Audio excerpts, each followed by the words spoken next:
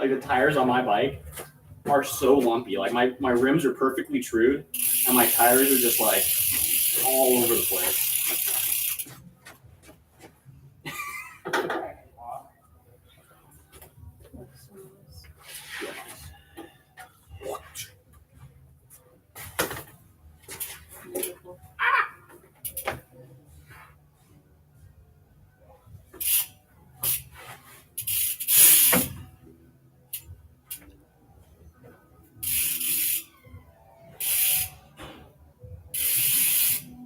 That's a little tight.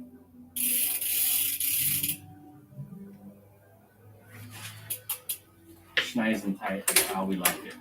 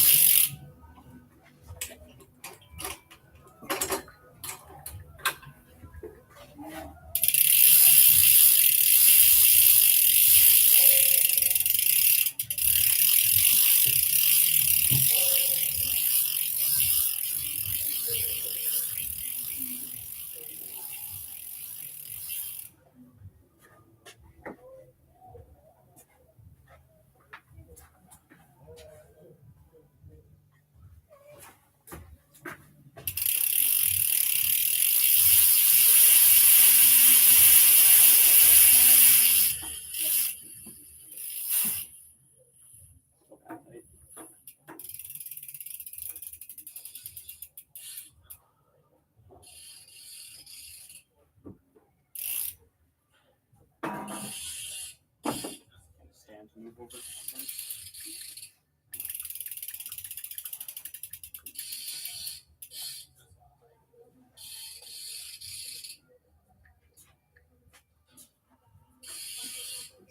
Slightly too tight. Too tight? It's got it perfect. Yeah, those look sick. All right, we're live now. We're live? We're live. We're live for like 2 minutes.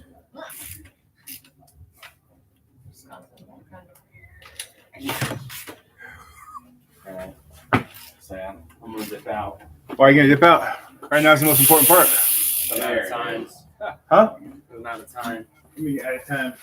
when they get yelled at. Well, she's not there. Right. So we have a lunch date Oh. that I'm now late for. So, later, dog. Later. Yeah. You have a good one. Good baby. Like other head. Always good to see you guys. Always good.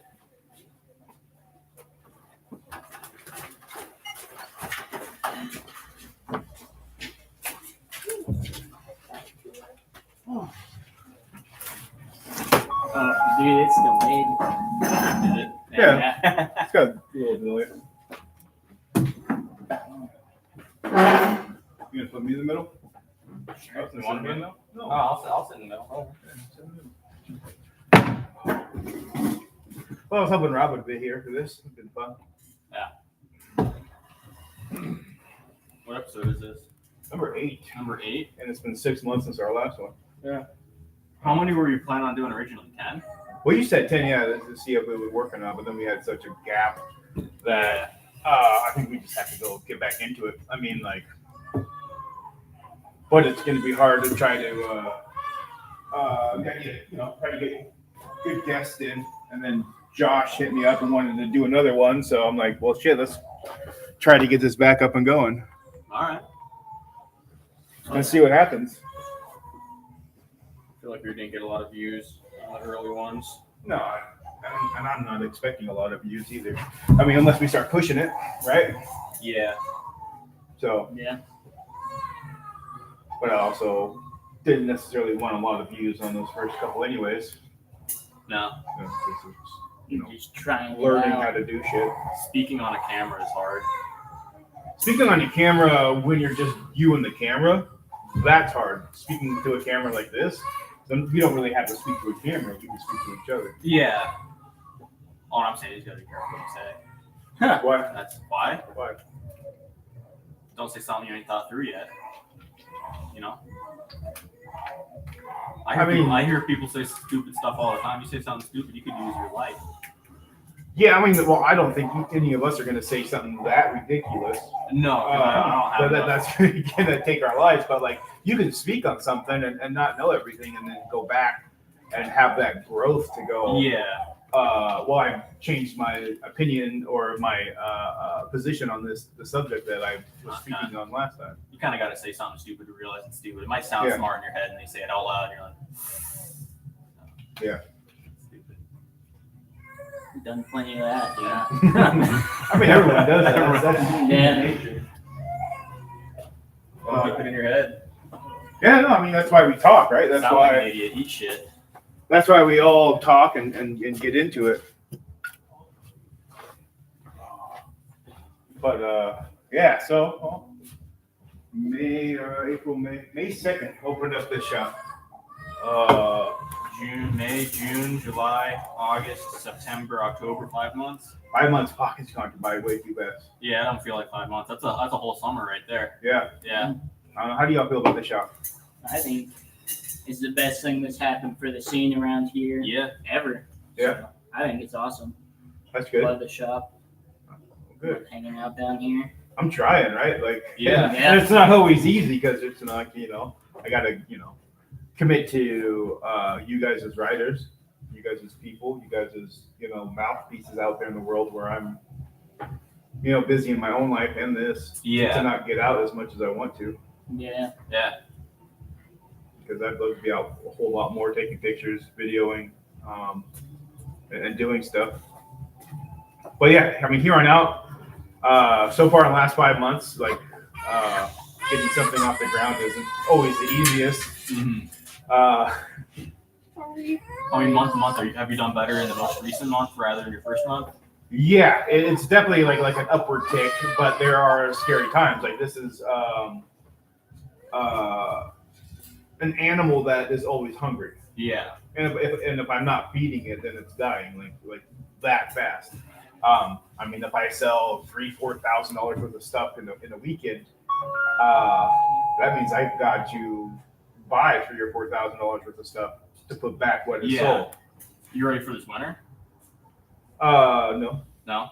You think the winter will be slower?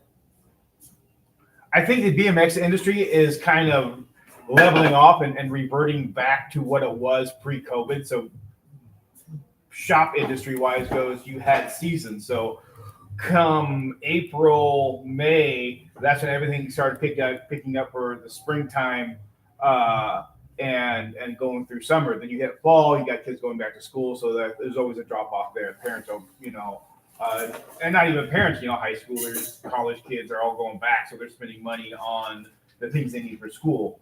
Yeah. So there's always like a pretty slow month and a half there. And then it kind of picks up again after that kind of phase gets done with, because people are still like, oh, I'm now need a break from going to school, so I'm going to go back to riding my bike and hanging out with my friends. And, in that time, things change. You might have a couple extra dollars in your pocket and want something new and go that way. And then it'll die off until November and December. And then, Christmas will happen. And then usually January and February are just absolute shit months. I'll probably be in here playing video games and building Legos most of the time. I mean, hopefully not. Hopefully it's busy, but it's just kind of like the cycle of things. And then, April, May, it picks back up. So it's just kind of like a predictable cycle where it hasn't been in many years now. Yeah. Almost 5 years, so. It's Yeah. getting back to something Mhm. predictable. Yeah. You confident about it? Am I confident about it? Yeah. No. No. I wasn't even confident in Portland when by the time I left, I had a couple of employees and I was, starting to actually put money in my own pocket. And that was after 3 years. And I still felt scared because it just got bigger. I just needed more stuff. I was getting into clothing. I was getting into, carrying more and more completes. Mm-hmm. When I first opened my shop, I had 5 completes in there and a handful of parts. And by the time I closed, I had 15 completes in there, and every inch was just packed of stuff. And plus, I was making shirts and doing cutouts and doing all that kind of stuff. Yeah. So, yeah. Definitely nice having you out here. I like buying stuff in the shop. Buying stuff online ain't the same. No. No. And more people are finding out that I'm out here. So I'm getting new customers, 4 or 5 new customers a month Yeah. coming in that's never been in and just going, I didn't know you were here. Yeah. And, so, and they're excited because I try to do a good job and keep stuff like the candy in the cases, the candy on the wall, and like have a kind of a wow factor when you walk right in the Really door. colorful looking at a wall of frames and handlebars. Yeah. It's nice. It's visually, just beautiful. Yeah. And then, not just operating a shop of repairs and parts. Like I feel it's my job and duty to get jams going on, at least 2 big jams a year, Mhm. and then multiple small ride outs. So I'm trying to get to that level again. And what can we do to push the Halloween jam? Just push it, tell everyone Push you it. know. I can print out Just keep flyers for posting it, and yeah. Yeah. I got to reach out to a couple more reps, and get some more prizes and stuff to hand out. And with it being a street jam, it's going to be difficult to A, carry these prizes with me, or B, like get everyone to go back to a spot to hand out, prizes and throwouts and stuff like that. So it's going to be interesting. So depending if we end up back at Fort or at Rhodes, I'm probably going to have to come back and or like have a vehicle staged with the stuff there at the last one and hand out stuff that way. Yeah, I mean, wherever we're going, we can toss either mine or his truck there full of all the prizes. And I was thinking we could also not just have prizes stocked, we have a kicker stocked in the back of this ramp to modify this little street spot to make it a little bit more fun to ride. Well, you want to drive some stuff? Because we just I just park my truck at this spot. It's got a ramp in the back of it. When we get to that spot, we pull the ramp out. When we leave the spot, we put the ramp back and go to the next spot. I mean, I'm way down. Yeah. And that mystery spot that we're going to be working on, I'm excited about that. Mm-hmm. that should be good. Yeah. So I'm excited for that. This jam's going to be sick. hopefully, fingers crossed. No, I've been liking building ramps. Yeah. I modified that thing at Fort the other day. That was awesome. That was fun. I want to do more of that. BMX community, you saw he got a cease and desist letter. Oh, Yeah. Yeah. Not cool. I want to tell him to bring the stuff over to the compound so he doesn't have to lose it. But like I can see that's a difficult movement of that mini and all the extra stuff he's built on there. Yeah. I mean, you get a U-Haul. I don't know.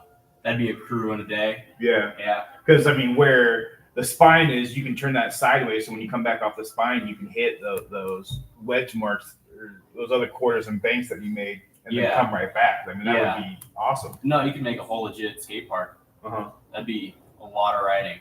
Yeah. That'd be fun. So But I don't know what his motivation is, what he's gonna do with it. yeah, I don't know. He's put a lot of work into it. And Yeah. he's got nine days left before he's got to start tearing it down. So he's saying he wants to try and get an edit filmed in the next 9 days, just at the ramp. Damn. Probably get Francis out there filming. Yeah. Get some guys riding.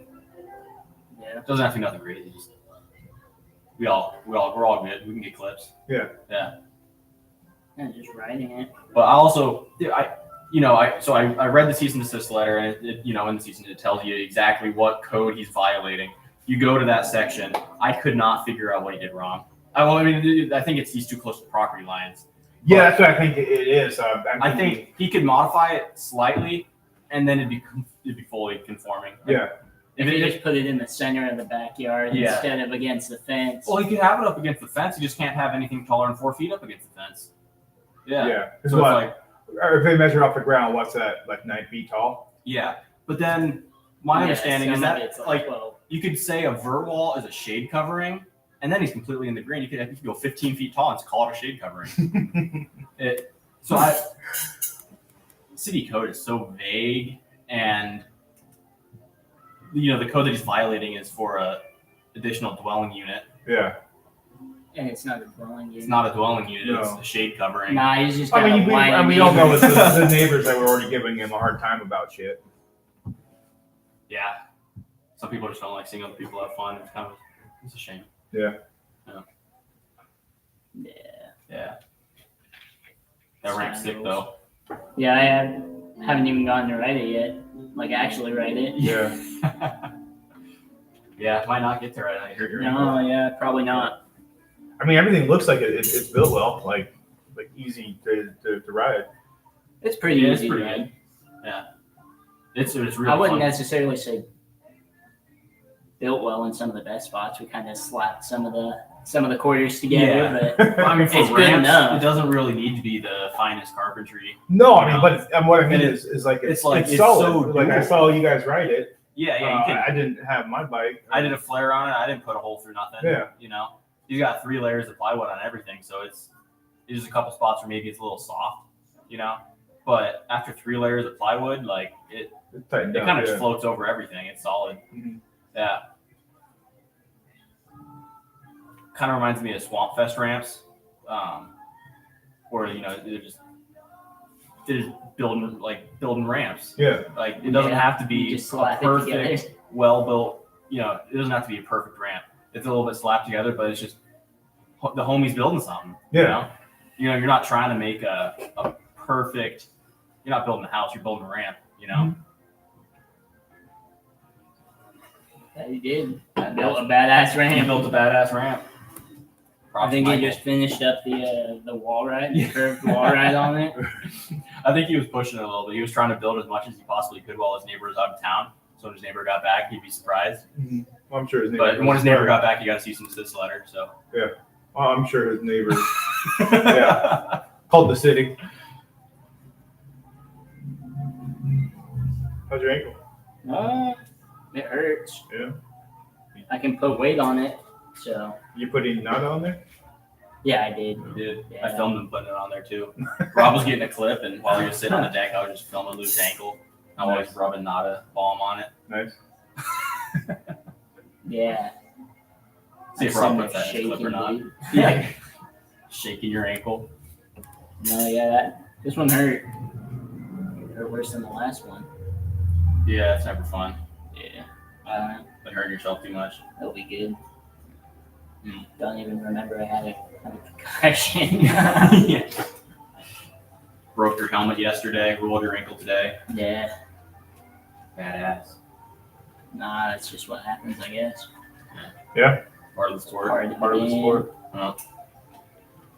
Shit, what else is going on? What else you guys want to talk about? What else is going on? Yeah. Great questions. Great question. Great questions. Yeah. I know Rob wanted to put a ramp in his backyard. Michael inspired him. Yeah. Yeah. And that's inspiring me to learn how to 3D model on Blender so I can actually, the idea, my idea behind it is I can get a more accurate material estimate. Yeah. Price it out a lot more accurately than just hand drawing, trying to price it out. The idea of the razor is pretty sweet. Yeah. He has, an asphalt pad and a concrete pad.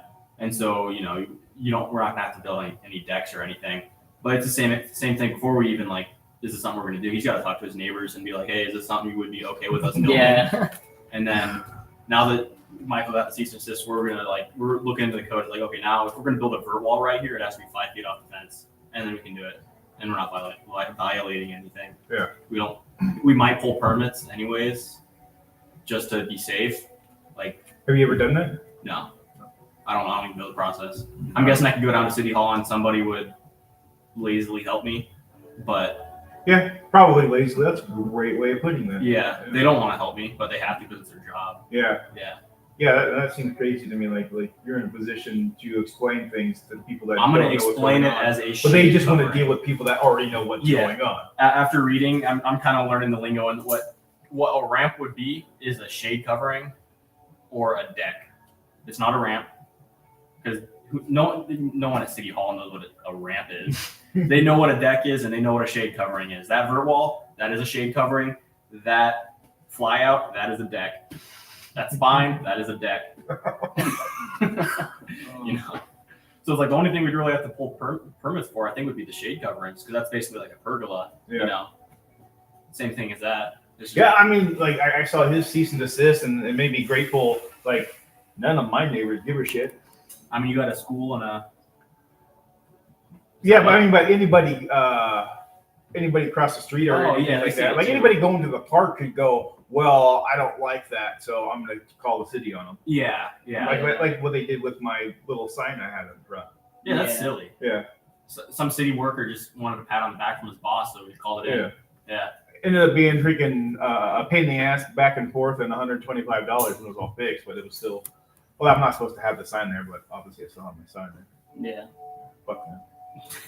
Yeah. Fucking bitches, dude. This is my property. I can You do should what be I able to want. do what you want to do. I mean, I understand that. Like, they don't want to see, like, toilets and shit in somebody's front yard. Yeah. That type Yeah. of stuff. And I'm respectful in that kind of a manner. Most of my mess is in the back. And it's pretty hidden from everyone. Yeah. I mean, I wish there was just more like honest dialogue. In these cities, there's no like somebody's not going to show up and you're not actually going to have a conversation with anybody. They're just going to do what is to code and they're going to find the 2 sentences in the 1,500-page PDF that they're trying to map out everything. How can you even possibly try to map out everything? They never thought of ramps. No. And it's like, I love looking at ramps. I think ramps are beautiful. And grandma across the street thinks they're ugly. And it's like, well, if The neighbor trying to live out his retirement is grumpy that your ramps are too loud. it's like, Then you get a cease and desist. I wish more people had ramps in their backyard. It's awesome. Building stuff and riding, it's amazing. But But- I don't see him or anybody else going there that's going to ride those ramps going in before like dawn or even before noon and or after it gets dark, like late into the night. That's not going to happen. It's just kind of like afternoon type shenanigans. Mhm. Yeah. And like, Neighbor's just not. yeah, like, oh, you hear some ramps. There you He go. doesn't want to see people having fun. Yeah. Is what it seems like. Yeah. I had a neighbor like that in Portland. Yeah. He just wants to be able to sit on his back porch and there be no noises, even though he's in the middle of downtown Boise. Uh-huh. We fixed like in the backyard it was all fenced in, so I fixed like a lot of the fence except for his side. I let that side rot, and then I sold the house. I was gonna let the whole thing fall, but we sold the house before that actually happened. But it was about there. A couple more wind gusts and heavy windstorms. Yeah, that Mhm. fence is on the ground. Where you're saying he had nice fences everywhere else and then his fence was. Yeah, His fence was ass.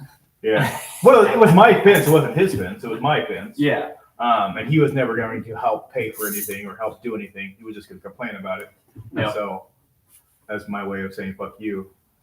Well, it wasn't just your fence. That's half his fence. Property line says it was my fence. Oh. My parents have an issue with their neighbor pressed up against the back of them. And the neighbor paid for a 7-foot tall, really big, well-constructed fence to separate us so we couldn't see each other in each other's backyards. Yeah, Real nice, tall fence. that's nice of him. It's nice of them. Where they were being grumpy about They it. were being grumpy about it. Like, your dogs are too loud. They called, almost had both the dogs taken away from them barking. They had a video of them barking and, sent it to City Hall or whatever. And then Dog's smart. my dad then had to go to court. And then, like an idiot, he forgot about it. And so they almost came and took the dogs. Damn. But it's like, yeah, dogs bark. Yeah. Yeah. They have bark collars on like 24/7 now. Damn. Yeah. And Some my people- dog's barking. All the other dogs barking No, in the park. I think it was funny. While that's all going on there, that they got dogs too, and that their dogs would come out and start barking, and then they just immediately let them back in the house, like force them back in the house because they're barking. Just let the fucking dogs bark. I don't care. Yeah. Yeah. They're dogs. They're supposed to bark. I get if a dog's barking for 30 minutes fucking straight. Yeah. Like I let my dogs bark for a few minutes before I'm like, okay, like what's going on? It's usually somebody's playing ball with their dog over at the park, and I can usually like, hey, let's go. Some dogs are ape shit. You start trying to play fetch with them, and they just bark constantly. Bro, like the dog over their old house. This dog, I swear to God, they left this dog out all night, and mine and Sarah's room was right up against the fence line, and this dog would just bark all night, nonstop. Yeah.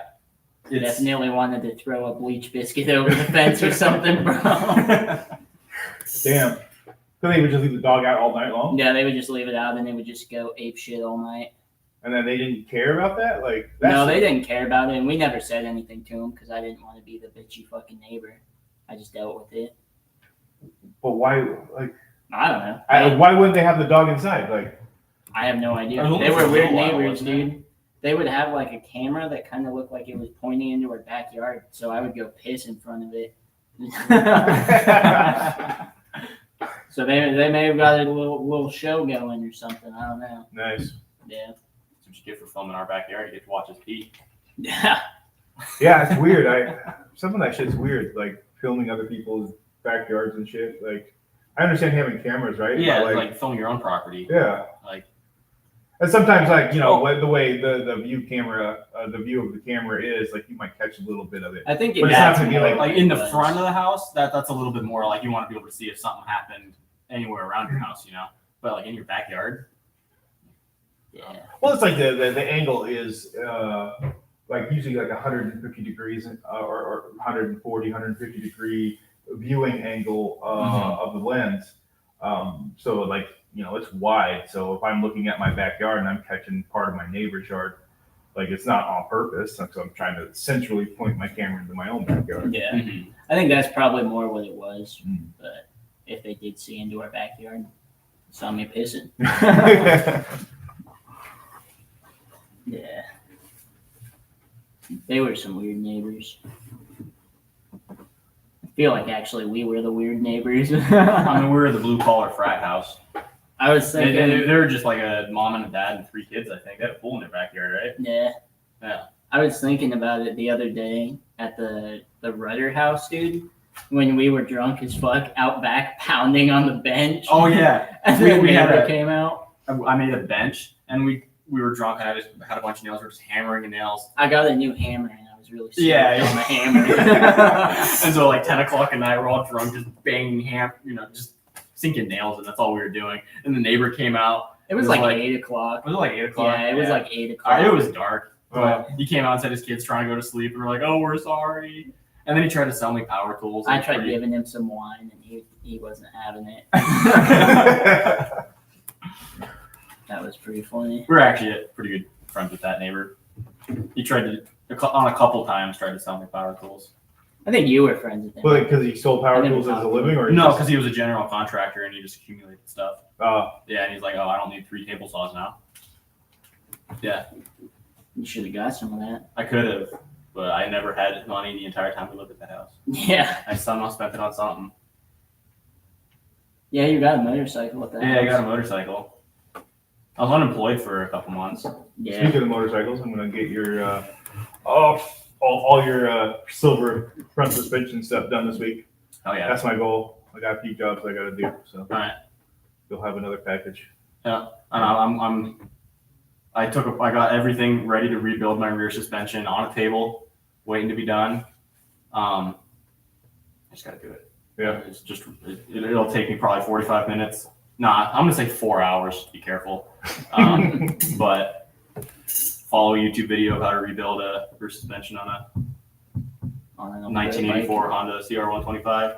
Because it's not just like a there's a how do you take a nail punch and you bend something over with a nail punch, and that's how you seat this one thing into place. And that's what I'm scared about is I gotta basically get this thing out, put the new thing in there, and then I gotta crimp it back with a nail punch, and that's what's holding it. It's not like a circlip or anything. Mhm. And so that's It's what, like just folds itself over. yeah, that's what holds it in place. All right. Have fun with that, dude. Better you than me. The technology in the 80s is a little bit. I mean, you're not supposed to rebuild rear suspension. It's not like forks. Yeah. Yeah, but I bought a brand. It wasn't brand new. It's from the 80s, so it's 40-year-old bushings. And rubber, 40-year-old rubber doesn't survive very good. Yeah. So it's like I had to get new rubber for it. What is Yeah. it? Not bushings, O-rings, Gaskets. gaskets. Seals. Yeah, new seals. Yeah. Yeah. Then it'll be perfectly fine. People have been rebuilding that stuff for But- forever. That's not. And if I can do it and I can pull it off, I'll be more confident. Mhm. 'Cause I never crimped something like that before. Yeah. I'm looking forward to seeing that all wrapped up. Yeah, no, I want to ride it again. Yeah, that thing yeah. is sick. I'm so This summer you'll be riding it probably. yeah. This next summer, Yeah. I want to get at least. I mean, you probably like if you get it built by the a snow happens, you probably take it up too, huh? I mean, I took it out in the snow a ton. Oh my god, last year in the snow, drifting in a field, just a plain field, nothing in it, doing drifts on a dirt bike, the most fun thing ever. Because you just pop it in second gear, you drop the clutch, you give it a little throttle, you just start spinning out. And you're just doing drifts all around the field. Oh my god, it's so fun. Yeah, Yeah. I did it on your Oh, the e-bike, yeah. e-bike. Yeah. Yeah, I did that so That much. thing is sick. Because that was when we were living in Meridian, right, like a half mile from our house. There was just like a big open field. They're gonna probably put commercial buildings there eventually, but it was just I'd go there if there wasn't snow. I'd practice wheelies on the thing, and then when there was snow, I'd just do donuts. And it's next to the freeway on ramp or whatever. So everyone getting onto the freeway probably sees me just whipping it out there. Yep. Surprised you never had cops rolling up on you, dude. Well, I'd only go out there for like 15 minutes and I just whip it back home because I was always worried about that. Yeah. So it's like I'm out there for 15 minutes. By the time they get there, I'd be gone. And it's such a crapshoot to get a cool cop that's just gonna go, hey, I gotta have you stop. Yeah. Versus, hey, Or we're they'll impounding race you. everything But and you're gonna get a hook and ticket and a record. I mean, it's like a 4-acre field and there's not houses around it. I mean, there's houses up against it, but they're not like, it's like there's like a tree line and it's But I mean, it always seems to be that split between police officers. Sometimes you'll get a cool one that just goes, hey, yeah. like don't let me catch you. Like get out of here. Like go home and we'll call it like no big deal. Yeah. And then it got other ones that have to come in and freaking swinging their freaking police stick around, going, oh, I'm gonna get you now. I've came in contact with police officers a couple times and I always just give them as much respect as I can possibly give them, and it makes them feel good about themselves. Yeah. So then they treat me nicely too. Yeah. And it's like, yeah, I might be sucking your dick a little bit, but hey, I didn't get a ticket. Mm-hmm. No, I agree. That's how I just really respect them, and I try to be as friendly as I can possibly be. Don't quickly reach for stuff. Make their life as easy as possible. You're just like, You're let me grab my wallet. Yeah, I don't know. I don't think I do that, but I only get really pulled over for speeding. And like the last time I got pulled over was in Pendleton, and they gave me $1,200 ticket, and they had pulled me over with 8 fucking cops. So that pissed me off. It's like, dude, what the fuck you doing? Like, yeah, you're not 8 fucking cops? Yeah. Like, dude, 1 cop. Like, I'm not running. Yeah, I mean, you pulled over. Yeah, I mean, you live in Boise, Idaho, though, so it's like there's nothing going on. yeah. So it's like one thing goes on, and everybody's there. That was ridiculous. I had 1 cop just standing on my driver's side, just put your hand on the gun like I was gonna fucking do something. Two more cop cars behind me, and then a couple pulled up in front of me. I'm just like sitting there like, Yeah. what the fuck? Yeah. That just pissed me off.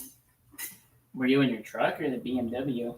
BMW. Yeah. My youngest son was coming out here, and he was 2 hours outside of Portland, and his oil drain plug fell out, Oh. and so he spilled oil all over the freeway. Pulled Mhm. over. Luckily, did it immediately. And so 3 a.m. we get the call, and he's like, "Hey, I'm stuck on the side of the road. I'm like halfway to freaking Boise." Damn. So I got up and drove out there, and it's 3 o'clock in the morning. By the time I got to Pendleton, it was like 6 in the morning, and still wasn't anybody out there. Mhm. And so I'm doing like 120. Yeah, they'll get you for that, dude. $1,200. But the cop was on the opposite side of the freeway, Mhm. driving the opposite way. Yeah. Yeah. Yeah. I feel like that should be banned. I think you have to be parked on the side of the road with your radar gun to get people, not this passive, like while I'm in the vehicle, have radar going. 'Cause I got a ticket from pulling up behind a cop too. Yeah, they got side radar, front Yeah, I radar. was Yeah, gonna yeah, say and they it's got all- crazy radars now. It's fucking ridiculous. It's like, Once you start putting chips in cars, they'll start speeding. You won't even have a cop around, and they'll just bill you. yeah, why you just buy a car pre whatever. Yeah. Not looking forward to those days, dude. I'd rather have a robot drive me than that, because I always go 5 over. I'll cruise control at 5 over everywhere. Yeah. If I'm on the freeway, 10 over. Yeah, I'm pretty You're about pretty it. like consciously good driver. I'm very defensive, Yeah. but it's like, yeah, it's 35, cruise control at 40. It's 55, cruise control at 60. It's 75, cruise control at 85. Yeah, Yeah. I'm cutting up the lanes and freaking doing 90 miles an hour. Nope. I You're mean, just having fun. Well, it's like people suck driving. So biggest pet peeves, like people getting on the freeway and they're doing 40 miles an hour. oh, That just drives me nuts. It's like, dude, you need to go at least freeway speed. yeah. Yeah, you got to get up to 60, freeway 65 speed miles an hour to to merge merge in. over. And then people in the far left lane going just as fast as the people in the middle lane. Yeah. Like, why the fuck are you doing that? Like get over in the middle lane if you want to go that fast. Yeah. Like the left lanes were passing and driving 90 miles an hour. Yeah. Yeah. Those two things are like my biggest pet peeve in other drivers. And another one I have a pet peeve of is I get that. there's a stretch between State Street and Chinden on Linder, and people don't realize that it's 55 miles an hour right there. They'll go 35 down the whole thing. Oh yeah. Yeah, and it's like 2 miles of like, I could be going 60 miles an hour right now, and they're going 35. Because there's like one sign at the beginning, and that's it. Yeah, that's miserable. Yeah. Because Absolutely. it's just one lane, and it's like, The worst is when you get two people. oh, the In Mormon both lanes. roadblock? Yeah, they're Yeah. going. They're going like 15 under, and you can't get around them. One time that was happening to me all the way down State Street. They were going like 30 and a 45, and finally a cop saw them and pulled them over, dude. But it was like 5 miles of that shit. I was getting pissed. I was screaming. That's real rough. Yeah, it was funny. Oh, another thing that's been happening is, if you're going out to like Marsing, you'll go into a construction zone. It goes from 75 miles an hour to 55 miles an hour. And everyone just continues going 75 miles an hour through there. But it's like, every time I've gone out there, I'm driving a work vehicle, so I have to slow down to 55. And people are like tailgating me, kind of like, Oh yeah, no, around I me gotta real do quick, that. and I'm like, it's 55 miles an hour. You're like, come on. Yeah, I gotta do that Yeah. in my work truck too. Yeah. Yeah, Yeah.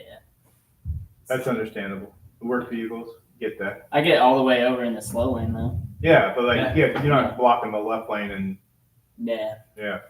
Nah, people still go like flying past you. Mm-hmm. Yeah. Honestly, getting a CDL, that's made me a way more chill driver.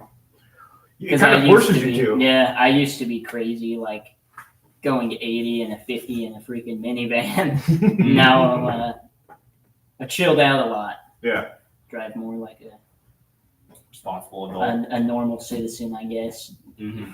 Well, I mean, as long as you're like conscious of what you're doing and where you're doing it, like, because you're not in the far left lane doing that. Yeah. Yeah, you're in middle or far right. Well, I Yeah, used to just weave in and out. That's really all. I was thinking like pay attention. driving truck and shit. Oh yeah. Yeah. Yeah, no, you have to pay attention because people aren't paying attention and they'll get themselves into some situations where if I'm not paying attention, then they're gonna die and I might fucking die. Yeah, because they'll just hang out in your blind spot while you're driving a big semi truck. Well, not only that, they'll like cut in front of you really fast and then have to slam their brakes or something. And like if I'm rolling up to a stop sign Oh, yeah, or those- something, yeah. I've kind of Yeah. judged how hard I have to brake and all of that, and I start doing that, and then they'll cut in front of me.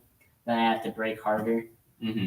and then Like sometimes if I'm cutting in front of somebody in my head mentally, like, and we're coming up to a stoplight, like if I'm like here and I need to like get on the freeway and I'll just jump in front of somebody, I'm applying my brakes much later, harder than like getting over and then applying my brakes. yeah. Mm-hmm. And people will do that to semi trucks, and it's like, yeah. If I'm not paying attention, then I might rear end them, and then Yeah. they will not be.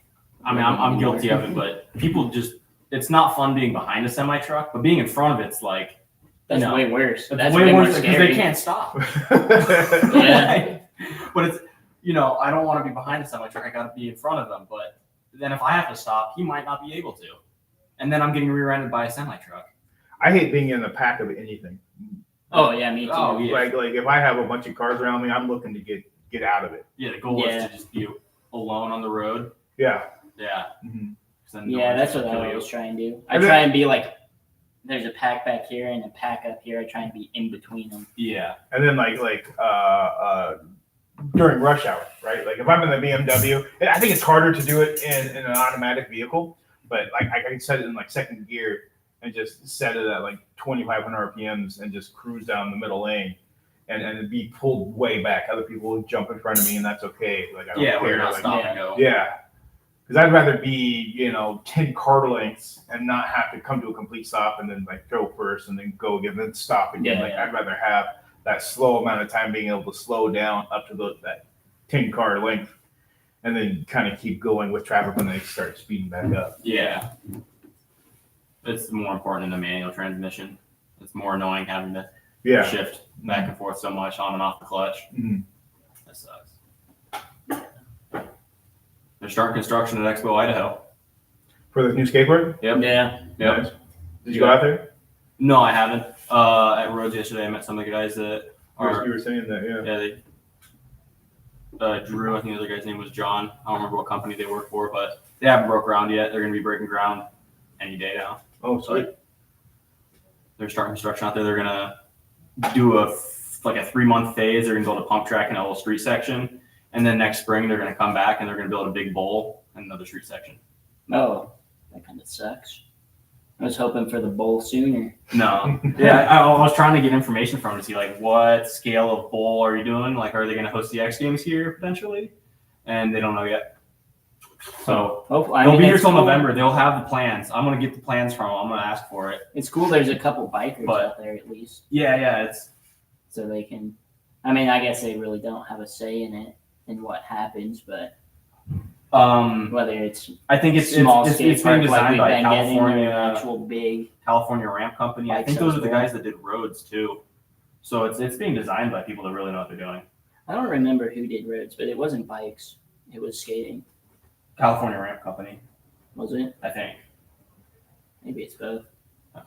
Roads is definitely more skate oriented, but Oh, no, we definitely need to get X Games or something back out here. Yeah, dude, it that was so would sick be when they crazy. came out here.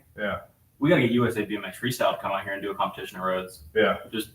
I mean, that's not. We'll just need huge, more competitions, more like competition. high profile competitions out here like that. I mean, how hard it would be to host our own competition out here. And, the idea I've had is, it's $100 buy-in to compete in the competition. And then all the buy-ins goes towards the cash prize. First place is 70% of the pool. Then second place is 15%. And third place is 5%. And it's like, however many people are competing is, however big the cash prize will be. Yeah. But that's always like kind of hard because you won't have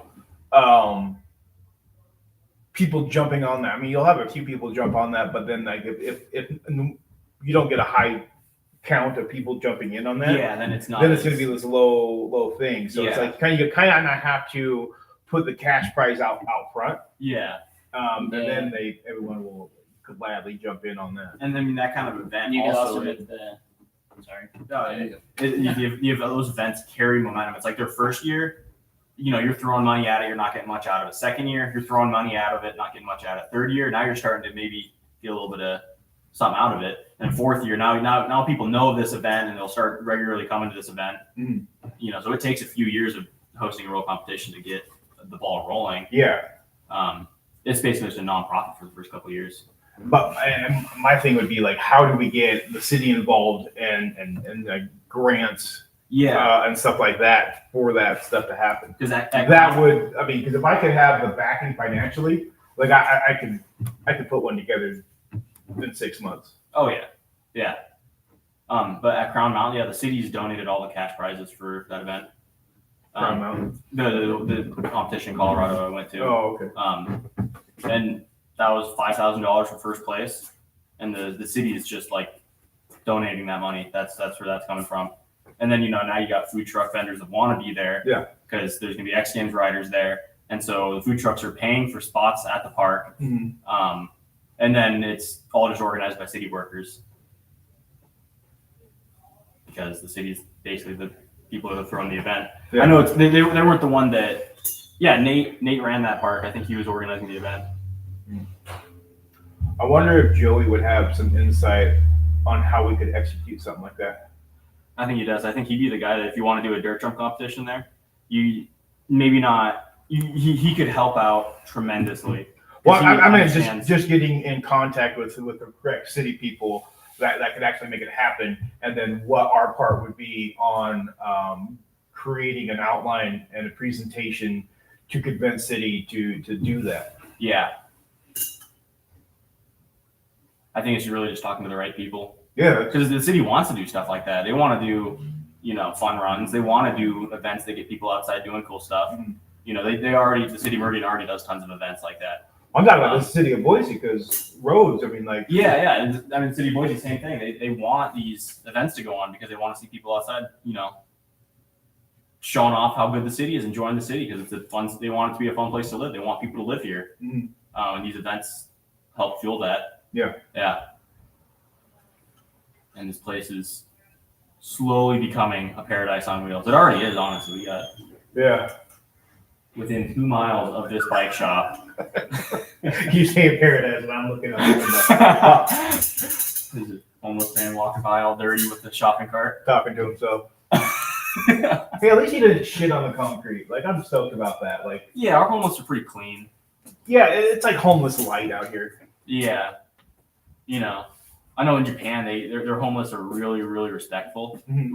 Where they sleep, they'll clean up after themselves. And they don't even look like homeless. Well, I'm talking about like what I came from Portland. Like I just watched the homie Ben's latest Ride Portland video, and then he's right along, and there's just shit in the bike path, right in the middle of the bike path. Looked like somebody had walked through it or ran over it, and it ain't dog shit. No, I It's think not. I I'm think telling you, people Yeah, are you can proud. tell the difference. I It think ain't some dog people are proud of how decrepit they are. Yeah, Yeah, they're like, oh, I'm a tweaker. It's my personality. I shit in the sidewalk because it was funny. I'm proud of that. yeah. Like I people don't are. even think they're thinking about that. No, I They're think they just are. so geeked up on fucking drugs that they don't know what they're doing. Yeah. All they care about is getting their next high. I mean, Everything that I mean, happens in well, between doesn't usually by matter. that time, I guarantee you, they'll make their house out of pallets on the side of the freeway, and they'll be like, "Hell yeah, that is sick." It's tarps and pallets, and they're living in it, and they're so stoked. yeah. I would be. And they're stoked. tripping, they're tweaking. And Well, I they're mean, stoked. because if you go a long period of time, and I'm speaking from experience, on drugs, you begin to enter a psychosis, a drug-induced psychosis, where like your brain is not working properly, and your thoughts and your ideas are would be considered insanity by normal people. Yeah. Yeah.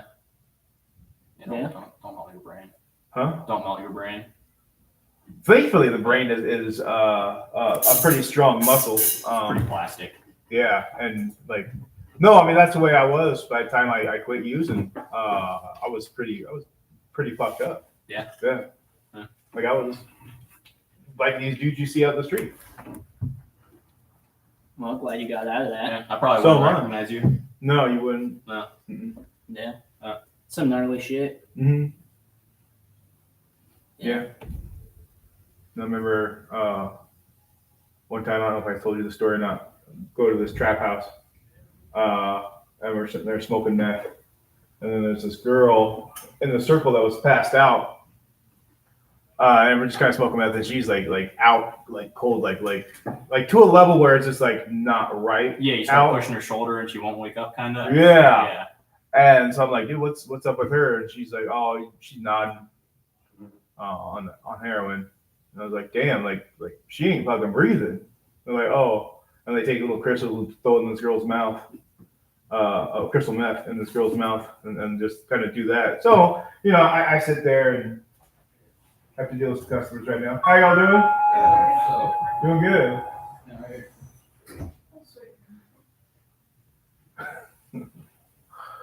But yeah, Yeah. I'll finish the story.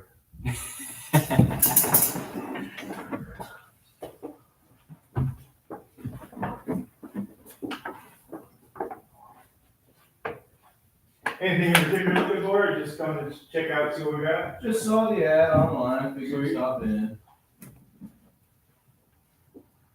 I assume what you got here is what you got. I got some more in the back hallway too. Okay, cool. Just back there? Yeah, go.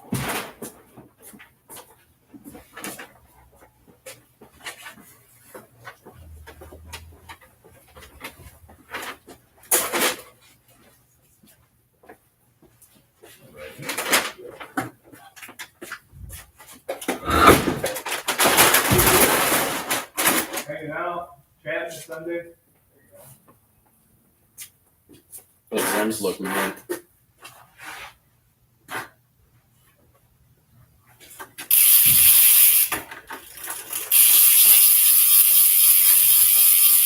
It's nice, right? It's a good noise. Yeah, it's different.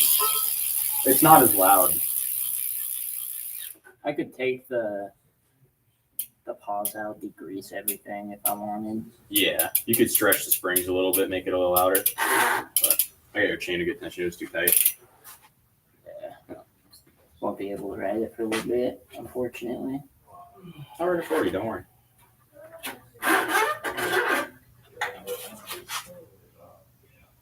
I think, yeah, these look pretty sweet, dude. Yeah, they fit good.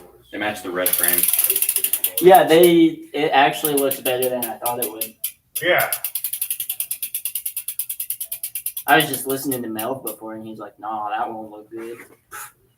Mel doesn't know anything. Yeah, I was he thinking doesn't know. that your bike Have would you look like seen a his clown bike at It's first. red with white walls.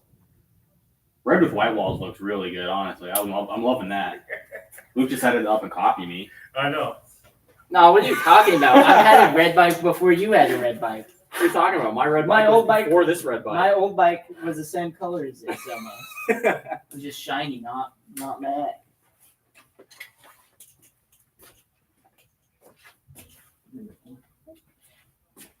Sure, I can move that bike for you. I bought one of these not that long ago. Basically just cheaper Legos. And they got electronics in them too, so you With can the like, LEDs in yeah. Lego doesn't do that. They're like the same quality, just less expensive. Yeah. Anything you guys like prefer collecting or building? I'm a big Star Wars guy, Okay. Me too, dude. but I really like stuff like this. This is pretty sweet. This little cabin. Yeah. Oh, I built a couple sets. You wanted to take a look at them, and they're on the back side right now. Oh, those are sweet. Yeah, those are really cool. Oh, dear. They all look cute with your colors. Yeah, they don't look bad on.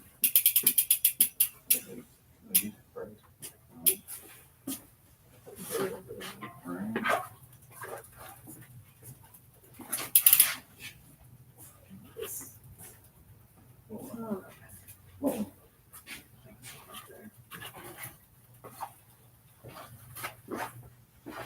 That's really cool. I thought these acid wash bars were pretty cool. function time. That's kind of what I was looking They used to for. be like, Oh, yeah, if you're on the bike, I want to see it. How cool is it? Says what? Industry? This is awesome. Yeah, there was one of the homies. He used to come on and ride. He kind of sponsored us a little bit. He gave us tons of shirts and stickers, and he gave us some money to help pay for one of our trips once.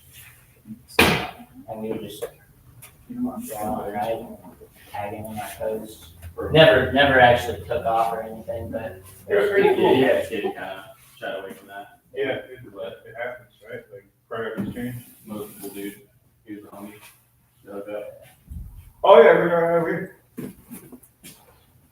We used to cut our Sorry. cars so short. Yeah, those were. These are 8.5 Are rides. those Odyssey or Colorado? These are tall order. No, I thought those way too short. Yeah, like those Odysseys, those are short, and those are These still are like. 27 and a half. Or I'm gonna look at your bars over here. Like, what is Those I didn't cut. Those are 27 and a half. That's why I bought them. like? I cut like 3 inches off of both sides. I mean, that's center right there. So it's like an inch off of both sides. Well, but this was way longer. These used Oh to be way yeah, longer. because you cut those down too, didn't you? No, these come Those come like that. 27 and a half, which is Mm. what I cut my bars down to now. What are the Hoders? I was saying they're 36 early. No, I think they're 32 out the gate. Yeah.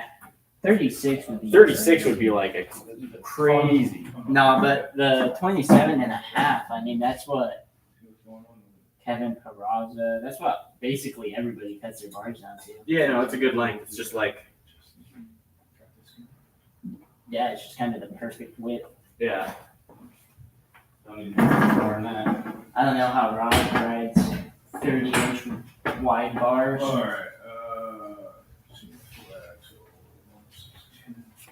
Great question. He was able to fix the stem too.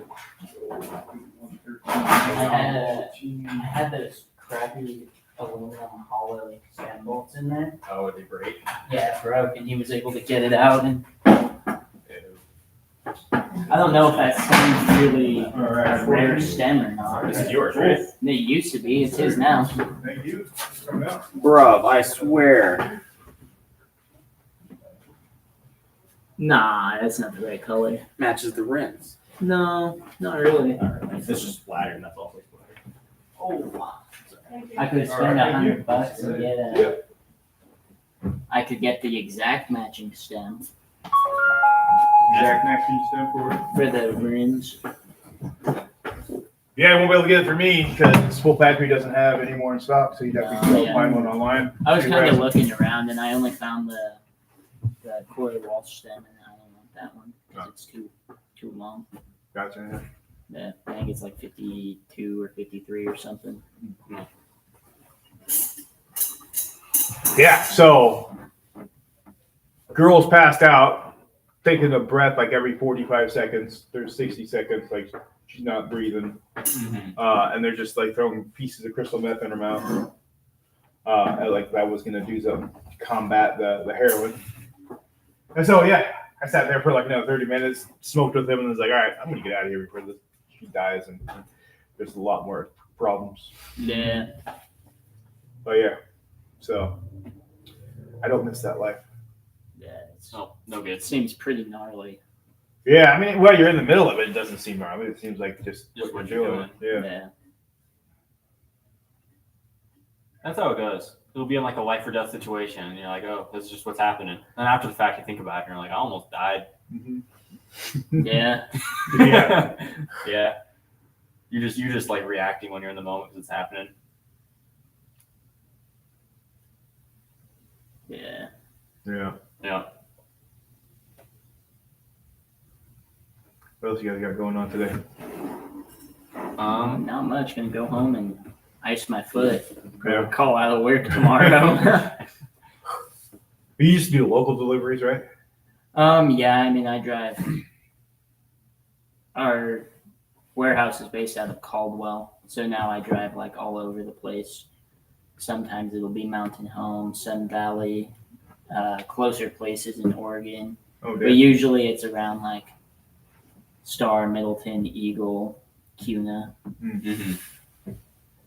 Yeah, I think I've only been out to, and to Emmett.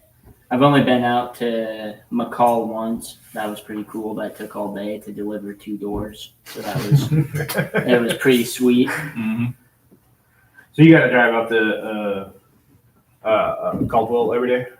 Yeah, I commute out to Caldwell every day, which kind of sucks, but I figure I'll probably figure out this. So that's like job. opposite times of rush hour traffic because most everyone's Yeah, it going is. into Boise to work. The thing is, I live 2 miles away from the Boise branch of Builders for Oh, damn. Source. Yeah. So I figure I'll get the job done. Maybe I'll do this for like a year, and then I might transfer over to the one close to my house. That would be pretty cool. Yeah.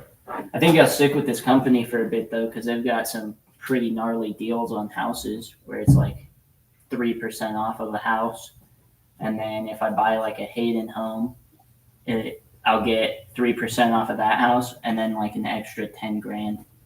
Damn. So I could be saving like $2,200 or $22,000 or something like that. Instantly equity.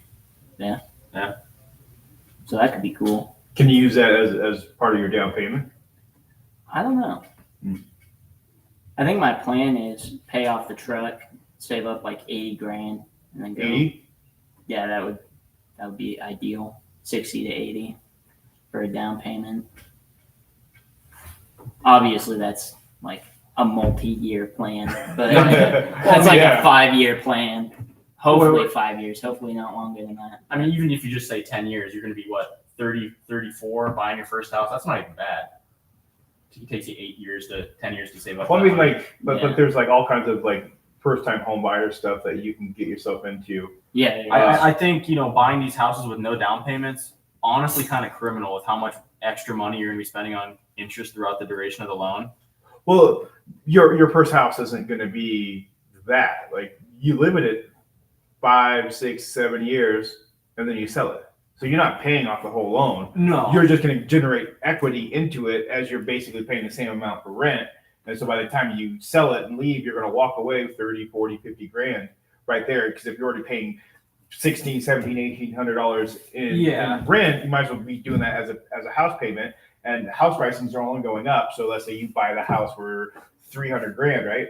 And you go to sell it, and it's worth 360 grand in 5 to 6 years. So you're making 10 grand a year off the house. So when you sell it, you get to keep that 60 grand and pay off the loan. And then you take that 60 and put it on the next house. It's risky.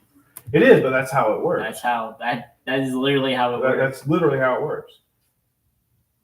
That's how That's you're hoping that the value of the house will go up, though. What if it But doesn't? like out here, I'm going to say it's going to, because you have large projects going on like Micron, like Facebook, like, and that's going to bring a lot. Of It's people in. just an investment, really. Yeah. So like it's not going to just drop off all of a sudden. Those jobs that they're creating with all that stuff, they're still going to be there 3 to 5 years from now. Yeah. Yeah, it's not going to do My like a 2008 on this or anything. My only argument is, if you're not really putting a down payment on a house, 90% of your mortgage payment's going to interest for your first 3 to 5 years. Yeah. And so you're only getting 10% equity. Well, yeah, that's why you're now the maintenance on the house is probably more than that, so it's cheaper just to rent. I don't think so. No. Because you're building equity in the house that is looked upon as going up in value. Like you got to play that aspect. I think of if you're lucky, if you're lucky, and I don't things think work out like that, it's not luck though. It's really not. It's just It's like if I could save myself $1,400 a month rather than just having an expensive mortgage that I can barely afford and I'm drowning in. Why won't I just save myself the money? But if your mortgage payment is $1,400 a month, go buy. There's a house right down the street from me for $170,000. It's a 1-bedroom, 1-bath, small little house for $170,000, sitting on a 1/4 acre. You have the skills to maintenance, and you have the gumption to be able to find materials to improve that house. So by the time you leave, you actually put sweat equity, let alone any other equity, and you're only paying $1,300 a month for it. It's risky. It's a big risky decision. You just gotta. It's not though. You It's just gotta, really not. It's not. I think if you can find $600 a month rent somewhere, Yeah, you can save more money than you're losing on your mortgage payment. sure. I agree with you. And And so then it's just more like, affordable just to rent if you can find an affordable place to rent. Yeah, good luck with that, dude. No, Few and far between. my brother pays $600 a month rent for a studio apartment in Boise. Yeah, you were telling me about that. Yeah, That- it is doable. In that case, yes. Like that. It's that- not luxury living. That's where. But like if you're paying $600 a month, it's going to be a shithole place, right? Like it's going to be small. But like if it's just you, you can afford $600 a month and live comfortably. Yeah. So yes, I would say that is the thing. But if you're going out and paying rent that is $1,500, floating in $1,500 a month in rent, you can still buy houses out here for 200 grand or less. Yeah, I think that it's really Because are you like I gonna be said, able to like- save like- more money, like- or are like- you gonna be able to save more equity? Your idea with that first house is not your forever home. Yeah. No, So you always got to think about it as like I'm going to sell this one. Yeah. No, that's the idea. I'm just being devil's advocate. Mhm. I'd No, love absolutely. to buy a house. I'm just, is it you got to balance? Can you save more money by just renting, or can you build more equity by buying? If you're Like, spending, what's more worthwhile? if you're spending Is it worth the headache? 1/3 less than you would buying a house, sure. But there's a problem with that. Also, if you're doing that, you get comfortable living in a certain magnitude, being able to go buy what you want, go take yourself out to dinner whenever you want, and those things. So when you do buy a house and the price of that changes, there's definitely a learning curve to adjust for that. And so your what you're used to, how you're used to living changes. It's kind of a shock. And that's what happened to me when I moved out here. I got used to living in Portland, where my wife and I were making a whole lot more money, and then coming out here, it took me a year to adjust because I was still mentally living like I was living in Portland. Yeah. Yeah.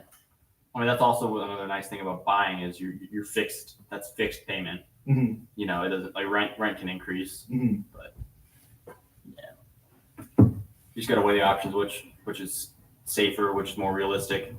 Buying a house, I think, is the quickest way to If you can get a good interest rate. gain wealth. I mean, like right now, right now, a good interest rate's 6, 5, 5.5. Yeah, Like, Yeah, yeah, and that's pretty nice. That's why I that's would $40,000 a year on a $200,000 loan, right? No, it's $10,000 a year. well, Shit, I can't do mental math. I don't even know. My plan was to save up like 80K, buy a nice high 3, low $400,000 house with that deal, live in that for a while. Hopefully the 80K will get the payment down a little bit Mhm. and a Oh, better okay. interest rate for sure. And then I'm living in a very nice house, a very nice starter house Mhm. that's going to be worth possibly 500,000 in a few years. Yeah. Turn around and sell that, and then get a nicer house. That would be the. Mm-hmm. but that's what I but would if you go can for. afford, if the bank will loan you the money to go do that now, do it now. I think I'd have I- to pay off my truck first because of the debt Oh, income of course. ratio. But Mhm. I think with the interest rates, you're going to be losing way too much money to interest right now. You're not going to be losing because you're building equity. If all of my payment goes towards interest, I'm not gaining any equity other than the value of the house going up. Yeah, Yeah, That's what it is, though. But the value- that's the game. That's the game. So you buy the house for 300 grand, and you live in it 4 to 6 years, and now it's worth 360 grand. So you sell it for 360 grand, and for the 3 to 6 years, you've only paid, majority of it in interest. You still get to pay that loan off and walk away with 60 grand in your pocket. yeah. And then you take that 60 and buy another house, either in the same kind of price range, and have a lower a house payment, or you can even refi underneath that and put it back on the house as well if you Mhm. wanted to stay in that house longer. So then that would go more to principal. Yeah. I just think it's easier to do that if you can get a better interest rate. It's more realistic. I mean, interest rates don't. No, it's change. it's the difference between I mean, a obviously, like- $2,500 a month mortgage and a $1,700 a month mortgage, though, is 5% to 3%. Oh yeah. You'll be saving yourself $800 a month. Mhm. I want to save myself $800 a month. But like so when is the interest rate going to be that for you? Maybe in 2 years. I don't know. What's interest rate right now? Probably around 6%. And I think my sister's High got fives. 7 right now. that is crooked. Yeah, 7, you said? yeah, How much does their house cost? like 320. She Uh-huh. bought it at a pretty bad time, but Yeah, we bought at the high end of our market too. yeah. She's spending $22,400 a year on interest. Yeah, average interest right now is 6.71. So any equity she's building is on the property, the value going up. Mhm. Yep. And well, that's where I'm at with my house as well. Mm-hmm. Is that so? That is really the plan. We live here for the next 10, 15 years and double up our money because that Mhm. property is a unique property, middle of the city, and no neighbors. Yeah. That could easily be, worth, 1.2, 1.3 by the time my wife and I want to get out from underneath it. Yep. And then by then, we're not going to want a big property like that anymore. So we're going to take, the 300-400K and just buy a house outright and sail up into the sun. Yeah. Nice little retirement house. That'd be that's ideal. Mhm. Just put your But retirement. we're in fucking house. stretched right now. Yeah, I mean, you guys are. But we put a lot of sweat equity into it Yeah. ourselves. Yeah. And And you so, build a house. So there's a lot of things that we're doing right now that is helping that cause of us being strapped. But it's a lot of the sweat equity that we put into it. So we've already most likely gained equity on that property. Everything's kind of saying that we're at even right now on the market, but they don't know that we remodeled what we remodeled and done what Yeah. we've done and put the solar and stuff like that into there. Because you don't once you remodel a house, you don't go to the city and go, oh hey, we remodeled the house and you tax anymore. No. They're only going to tax you. They're only going to tax you for what you when you bought it at that tax rate. Yeah. So any remodeling you do until you sell it, the government doesn't need to know that. Yeah. So we've definitely built equity into that property that we don't really necessarily get to know until we go to sell the property. Yeah. That's where getting a fixture upper would be ideal. Is if you get something that you can buy cheap because it's kind of a shithole, Mhm. and you have the knowledge and know how to make it not a shithole, Mhm. and you can go from $200,000 to $350,000 and $50,000 worth of labor. Well, that's what happened with us in Portland. The market in Portland exploded. We bought our house for $172,000. We sold it for $420,000, $406,000 or something like that. Damn. Yeah. So, but like, you know, we lived in it and we stayed there and we built Yeah. that equity up but yeah, I mean, that's how you. we refinanced to put a new roof on there. Like we did stuff to the house. That's how you make. That's how you start getting nicer, bigger, and nicer houses. Mm-hmm. You buy a small one, and then you just work your way up. Yeah, look out in Nampa, look out in Caldwell. There's houses you can buy on land for 200 and less that are fixer ups. I mean, they're small, 6, 7, 800 square foot houses. But, Yeah. but you have the talent to be able to Yeah. make that into something that's amazing. My biggest worry is, I don't want to have to be paycheck to paycheck if I own a house. I want to have a 6-month emergency fund in case. Well, shit hits the fan, what are you comfortable with paying rent right now? I'd say upwards of $1,500 a month. Yeah, so you'll be right there with But the if house. my boss says, "See you later," Uh-huh. I can't pay $1,500 a month rent. No. Yeah, so I want to have a 6-month emergency fund. That takes Do you have a 6-month emergency fund right now? no. So It's going to take me half a year. 10K is 6 months for me. okay. That's the Yeah. goal. Uh-huh. It's going to take me a while. And you're living with your dad right now. Yeah, I have 0 overhead. Yeah, And so it's going to take me half a year to get there. I mean, Yeah. you can go out and basically buy a house tomorrow if you want to, but like you can start looking and start getting. No, idea. yeah, no. I got the idea. I know what I want to do. Mhm. But you got to save 10 grand. You got to save another 5 to 10. Closing Oh, yeah. costs. Mhm. That's really all I Yeah. can cover. Mhm. And then now if I have a fixture upper, I can flip it in a year or so. Mhm. Live in it while I flip it. Yeah. That's doable. Mhm. But you got to have that emergency fund just Well, yeah. so you don't have to start from ground zero again. I've never had to do that. I don't want to do that. I like my truck, dude. I don't want to lose that. Yeah, but like I'm just trying to stress the point. Like buying a house is worth it. Even if it might be a little bit more scary than renting. I think there's a tremendous amount of math you got to do to see if it's actually worth it. You got to figure out how much money you're spending on taxes, how much money you're going to be spending on interest, how much equity are you actually going to be potentially gaining, versus how much money will you be saving if you're just renting instead. I don't think there's a sure way to know how much equity you're actually going to be gaining. 'Cause you have no idea where the housing market is going to go. Exactly. But see, but If you're playing it that way. I would just Opposite side- assume that it stays the same. It just doesn't change at all. And any equity is going to be sweat equity that I put into the house. Right? Is that the right word for sweat equity? yeah, is basically sweat equity would be. Like The I put a new roof on it. Yep, Yeah. that's sweat equity. Yeah. Yeah. Yeah. Yeah.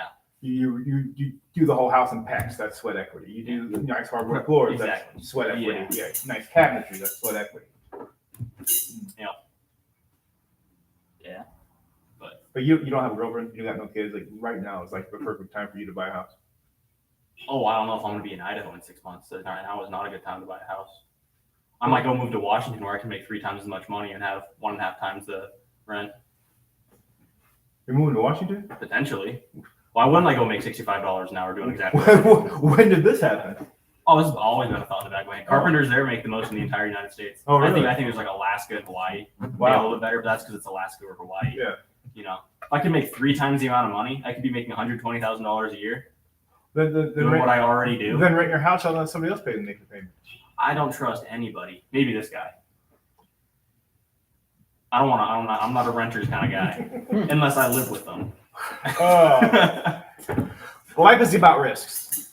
You can't sit there and be too afraid to make moves, right? No, I think it's Like, a balance. You can't be too risky because then you're gonna find yourself in a hole. but you have to You're risk it yourself over. sometimes. I mean, like okay, let's make this. I'm I'm 23. I don't need to risk it yet. Yeah. You know, you got to No, build a foundation. 23 is a perfect time to take freaking risks. 43, 53, that's the worst time to take a fucking risk. Mhm. So, yeah, like- you could like- recover from the risk now. what is the worst thing that can happen by doing a front flip? I break my spine and You break your for the rest spine. of my life. So I can't what's use my arms so to play video so games. the worst thing to buying a house is going to go the housing market crash and I'm underwater in my house, right? That would be Yeah, the worst I declare scenario. bankruptcy. My credit score is ruined. I'm at ground zero. at the age of 25. Yeah. And that takes like 7 years to fix. It's Uh-huh. not. Tops. No, it's 7 years Well- before bankruptcy is off your. Yeah. off your So your fucking- credit score is like you just Yeah, your you have credit to score is buy- tanked for. honestly just buy things outright. I wouldn't be able to buy a house for 7 more years. You wouldn't be able to buy. So, a house. but that is like absolute worst case scenario, Yeah. right? Best case scenario is and when you throw a front flip, what happens? I'm paralyzed. No, That's your best case scenario, You land it. Best case scenario. I land it. and right away, right? Bro, I land it. Then somebody sees me do it, and then I make money Yeah. because like I So got viral. on YouTube. so best Yeah. case scenario buying a house is like you live in it, you fix it, and you sell it for, Yeah, for a more year than later. you bought it. while working full time, I just put 25K of sweat equity into the house. I walk away with 60K. I just made $35,000 while working full time. I just made $140,000. And so then somewhere in the middle, let's say like more reality, somewhere in the middle of doing the front flip is you land the front flip, but your feet blow off and you crush your nuts, right? That Mhm. hurts. You can walk away from and it, then I get back up and then I land it. and then you do it. So what Yeah. I'm saying is buying a house, that type of situation goes, okay, well, I did all this work and the housing market fluctuated, and by the time I'm selling it, I'm only making 25 grand. Mhm. It's that same scenario. So more likely than not, by buying and purchasing a property is going to be a positive more than it is a negative. Mhm. Even if there's going to be problems that come up that you weren't expecting, but that's any part of life. Mhm. It's a ballsy move. Mhm. That's all. And you have to rent it out. You have to rent it out. Like there are more good people than there You are know, bad people. Part of renting out is now I can buy a more expensive house to fix up because I can say I'm gonna have renters and now I can get approved for a bigger loan. And somebody else is making your house payment. Like, I don't think a bank would let me walk away with a $410,000 loan. I could probably get a $200,000 loan. Yeah. Maybe up to $300,000. Maybe, yeah. Maybe. With a higher interest rate, yeah, probably. But You know, if I continue working at my job for 2 years and show that I have very stable income. Mhm. Yeah. Yeah. How long would that be? Would they want me to work at a job for 2 years, or would like 1 year be enough? I don't know about Because that. that's something that's one reason that keeps me want to continue working at the company I'm working at until I buy a house. And how long is have you been working for them now? Like 11 months, Oh, okay. maybe 10 months. Okay. Yeah. So like if I were to buy something next spring, not saying I will, but that would, you know, it would be better for me to continue working this job than it were to start my own company. You know what to do? Don't go talk to the bank about that. First, you go talk to a realtor. Let's say this is what I'm going to do. Then they have people that they know from working in that industry that go, oh, well, here, contact this person. This person will help you get the loan. Oh, okay. Don't go right to your bank. Well, because if I go to ICCU, I go to my bank, they're gonna sell my loan 2 weeks later anyways, and now I'm gonna have to like get new passwords and like, and now I'm working through it. I don't even know a mortgage company, not my bank. Yep. Yeah. Like, dude, I wanted to work through my bank. Come on, man. Nope. No, That they'll won't. sell my mortgage They- 5 times in the first year. Yep. Yeah. Mhm. Fuck them for doing that. That should be illegal. I mean, if your interest rate doesn't move or your house payment doesn't move, it's like whatever. It's something that you'll never notice, really. No, I'll just go up a pyramid scheme of mortgages. A small inconvenience of life. Yeah. But yeah, I would suggest both of you to buy a house now than later because If we went on it together, it'd be even easier. this area is you like having a safety net, don't you? Me? Yeah. A little bit. I mean, I like having a safety. I've got a little bit of a I have safety a net, certain but- standard of living I would like to maintain. I don't want to live with my parents anymore. I feel like I'm in purgatory. Yeah. Yeah. Hey man, you're saving so much money right now. Exactly. I wish I was living with my parents a little bit. But see, well, you just said well, he wanted to go and buy a house with me, but then you're dealing with and There's more. and moving I parts. love you guys, and you guys are great friends, and you guys are great friends for each other.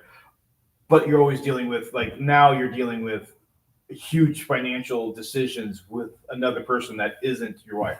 No, I wouldn't do that. I would buy a house and then I would rent you a room. That's what I would do. Yeah, that would be Yeah. the better way of Or doing it. you would buy a house if- and I would rent a room. If you wanted to feel a little bit more of a cushion and stability in that, yeah, that's exactly how to do it. Mhm. Yeah, I wouldn't, unless it was like going into buying a whole fucking 100-acre compound with a bunch of homies, and then we make a little like fucking community. the way I feel like that would work Compound. is, you buy the 10, But 50 that's a acres. whole nother thing. That You just subdivide it. Now this is my 5 acres. That's your 5 acres. Yeah, well, Like, but some places you might not be able to do that. So what that would have to be turned into would be an entity, and everyone would be a board member of that entity. yeah. I wouldn't want to do that. I just want to make a neighborhood in Boise, buy a 5-acre lot, subdivide it into 3 houses. You know. Mhm. Now we got a little neighborhood we just made with the homies. This is my acre. That's your acre. So the homie gets tired and says, "I'm selling my acre," Yeah, then he can sell his acre. It doesn't even affect me. and then you got some whack ass neighbor you don't even know that's yelling at you for about your. If I got a house in a regular neighborhood, I'd have a white ass neighbor. I don't even know. No, because it Tell me would about be, your it would ramp. be our HOA. Yeah, It would be our own HOA. So Yeah. that random ass person can go fuck themselves. you know, you buy a house next to a school, and then you complain about the school. You're dumb. Yeah. Yeah. What I think like people do that around racetracks. They buy a house next to a racetrack and they Complain about Yeah, the then they noise. bitch about it. about the racetrack. It's like Yeah. you saw the racetrack when you came to see the place. You can't miss a fucking racetrack. Yeah. Yeah, it's freaking there. Yeah. There's a reason it was a good deal. People didn't want to deal with the freaking noise. Your backyard's pressed up against the freeway. What are you gonna do, man? I'm sorry, you shouldn't have bought the house. Yeah. That sounds terrible. Living like backed up against the freeway. Dude, we were almost were. Yeah, no, we were like 3/4 of a mile away from it, half a mile away from it. It was still like, You still really hear the freeway? yeah, someone would go on the It was ramp. like a quarter mile away. Yeah, it was pretty They just loud. get on it. You're in the backyard. It's a constant hum. Yeah, Or like you're sleeping at night and you hear some motorcyclist or something. just Just opened up. Yeah. no, yeah. There's a couple times we'd be just hanging out in the backyard. Somebody, you swear, they were going like 200 miles an hour, and you could hear they were going like 200 miles an hour.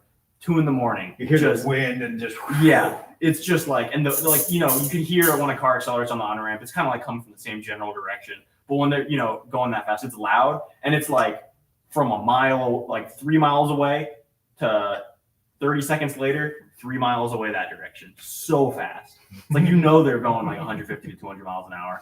And this is like in the middle of the night, the only time you'd ever hear this. You can't do it in the middle of the day. yeah. And it's honestly, damn, it's pretty impressive. I wish that sounds like so much fun. Yeah. Yeah. I can attend to it. It's fun. Yeah. Yeah. I've I mean, never, but- I've gone like 115 on Yeah, my 100, bike, and it's 120. crazy, dude.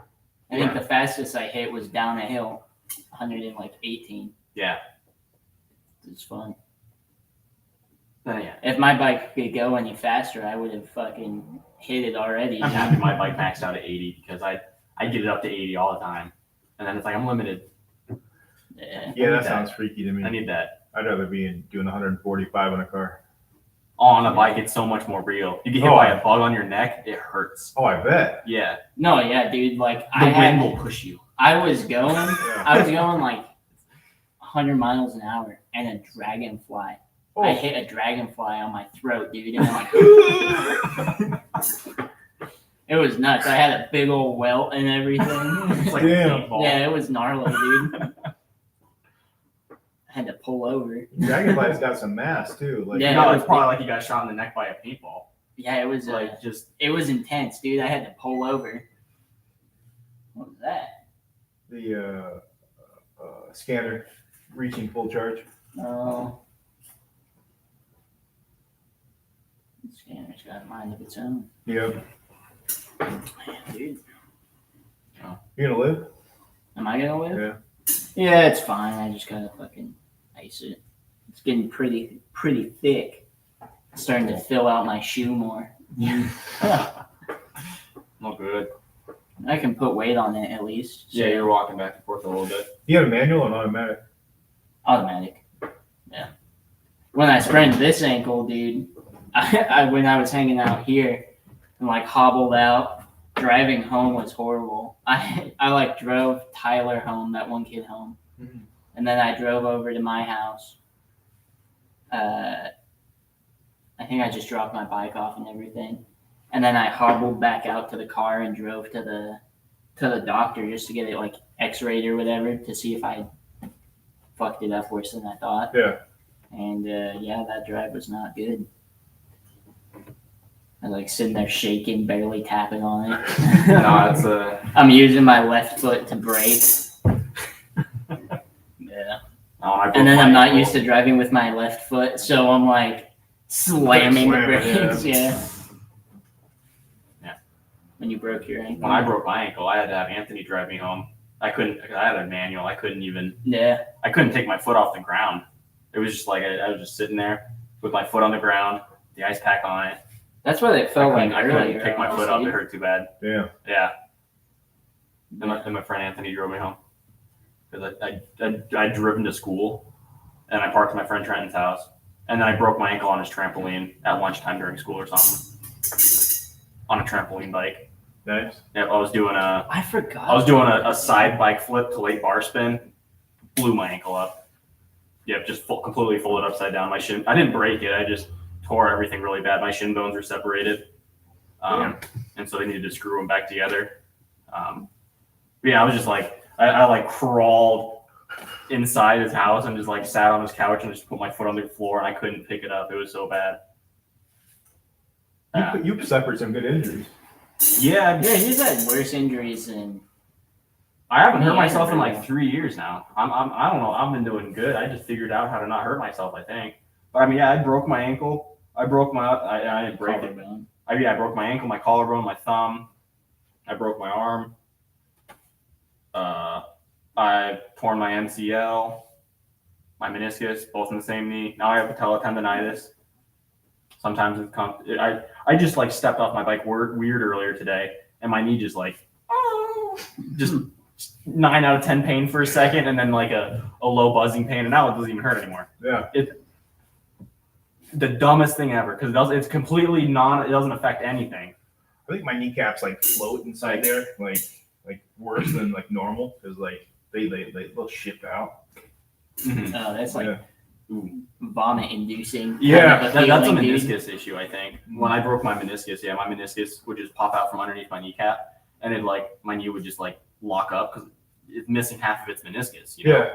And then it's like I could like with my fingers just shove it back in there, and then I feel it click into place, and I can move my leg again. Yeah. Yeah. Yeah. That was brutal. Huh. I did like 2 weeks of physical therapy, and it stopped happening, and it was perfectly fine. It was weird because like my knee was fine, and then I'd go to walk up a stair, like just Yeah, it stairs. just randomly just goes up. It just randomly pop out, and then like I just frozen. It's like it's terrible. Like everything just like locks in there. Like Yeah. Yeah. And it was like probably 2 or 3 months I lived like that. got like pop it back into place. 2 weeks of physical therapy, perfectly fine, like nothing ever happened. Wow. Then when I tore my MCL, I got patella tendonitis. It sucked. My MCL, I tore my MCL. I kept riding for like an hour and a half. So I'm like, oh, it's fine. It just hurts a little bit. Then I couldn't walk the next morning. Like I went to sleep thinking, oh, it's not that bad. And it's like I woke up and I could not put any weight on my leg. Damn. Yeah. And then that was after I had broke my ankle, and I had surgery to remove hardware on my ankle. So my left leg was messed up, and my right leg I had just removed hardware from. So I was actually in a wheelchair for like 2 weeks.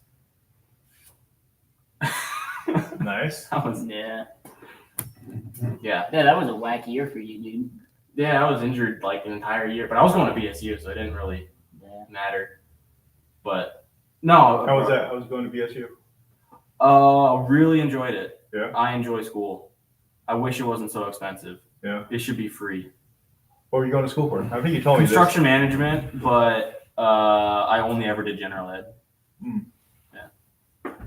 I kind of changed my major like constantly, so I only ever did general ed because I'm like I don't have the ability to make any decisions relating to a career choice at this point in my life. So then I stopped going to school. Now I enjoy being a carpenter, and I think it's actually a career I can do. Nice. I don't think you should be giving an 18-year-old the opportunity. Like I couldn't possibly think of what I would want to do with my life. I think Yeah. you just have a hard time making up your mind on stuff. Yeah. Oh yeah. I think you just Oh, I mean, you imagine- don't want to commit to something like that. Imagine you're 18 years old and like, oh, I want to be a neurosurgeon. So I got 6 years of school, then 8 more years of school after that, Well, 10 more years of internships after that. You're just signing on for 20 years worth of. Is that what it's like when you're 18 to go, oh, you got to figure out what it is now, or is it more like I just got to figure out the direction I want to go in life? Yeah, when I was in high school, I would go to regular meetings for them to try and plan my career. Regularly, I would be talking to counselors about this. Like, I have to figure it out now. No, it doesn't matter. I could give myself a gap year. Yeah. Yeah. I mean, because like me at that age, I knew I wanted to, work for myself. I knew I wanted to create something for myself, have that creative outlet for that. But yeah, drugs and then making babies and living life kind of got in the way of that. And not until I got sober did I actually like follow through with my idea of working for myself. So like, I'm just trying to like think about like that because people that go to college interest me. The whole aspect, especially nowadays. I definitely got pushed into it. I don't think I would have gone to college if someone didn't push me to do it. Mm. I would have gotten a job as a carpenter working with my brother immediately out of high school rather than a year later. I went to college and then, kind of came to the consensus that if I want a construction management degree, that's 4 years worth of college that is worth the same as 4 years worth of construction experience. Yeah. And now I've been doing construction for about 4 years. I feel like, okay, I'm just about ready. I could start my own business. Mhm. If I went to college and had been graduating right now, I would not be ready to start my own business at this point. That's why I dropped out really. But if I wasn't pushed along, because at high school, you would talk to a career counselor and they push you to go to college. That's just the pipeline that they would send you down.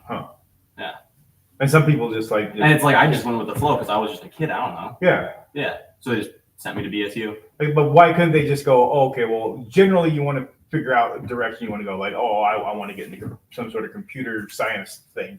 Oh, I want to get in the medical field of something. Because when my wife was going to college, or when she first started talking about going to college, she was like, oh, I want to get in the medical field.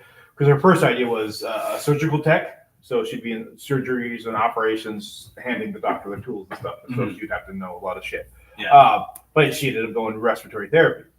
So it's like she just had a general direction of where she wanted to go. And then she, after a couple of years of doing your general studies, you kind of figure out like, oh, this Yeah. is more aligned with my interests. Like you can go like, oh, I want to work with animals. And so you go through your general education. And then by the time you have to go, oh, I can pick a degree in all these different things, zoology, working for a vet, doing this, Yeah. doing that. Like you can figure out where you want to take that. But you're saying like you were being pushed. You're like, oh, you got to make a decision right now. I just sort of went with the flow. I had no coherent. It's weird when you're a kid, you feel like you have such clarity of thought, Uh-huh. But really, you're completely incoherent, and none of it is any logical. It doesn't even add up at all. And No, me being an 18-year-old kid, I was Like- like dumb, stupid human being. yeah, everything makes perfect sense, but none of it does actually at all make any sense. No, and you feel like you know a whole lot more than you actually do. And Yeah. oh yeah, and not also like as a male, I know my brain doesn't finish developing until I'm in my later 20s. Mhm. And it's mainly to do with your forebrain, which is your ability to plan the future, essentially.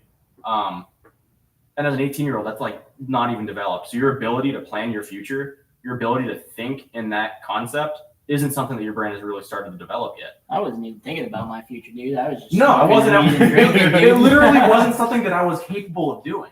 Well, I mean, that's what I'm saying. Like Like, now that I'm like in my like 50, like I don't want to know anything. I literally just don't want to know shit. I don't want people coming up and asking me like, "Oh, you're old, you know this." No, I don't fucking know shit.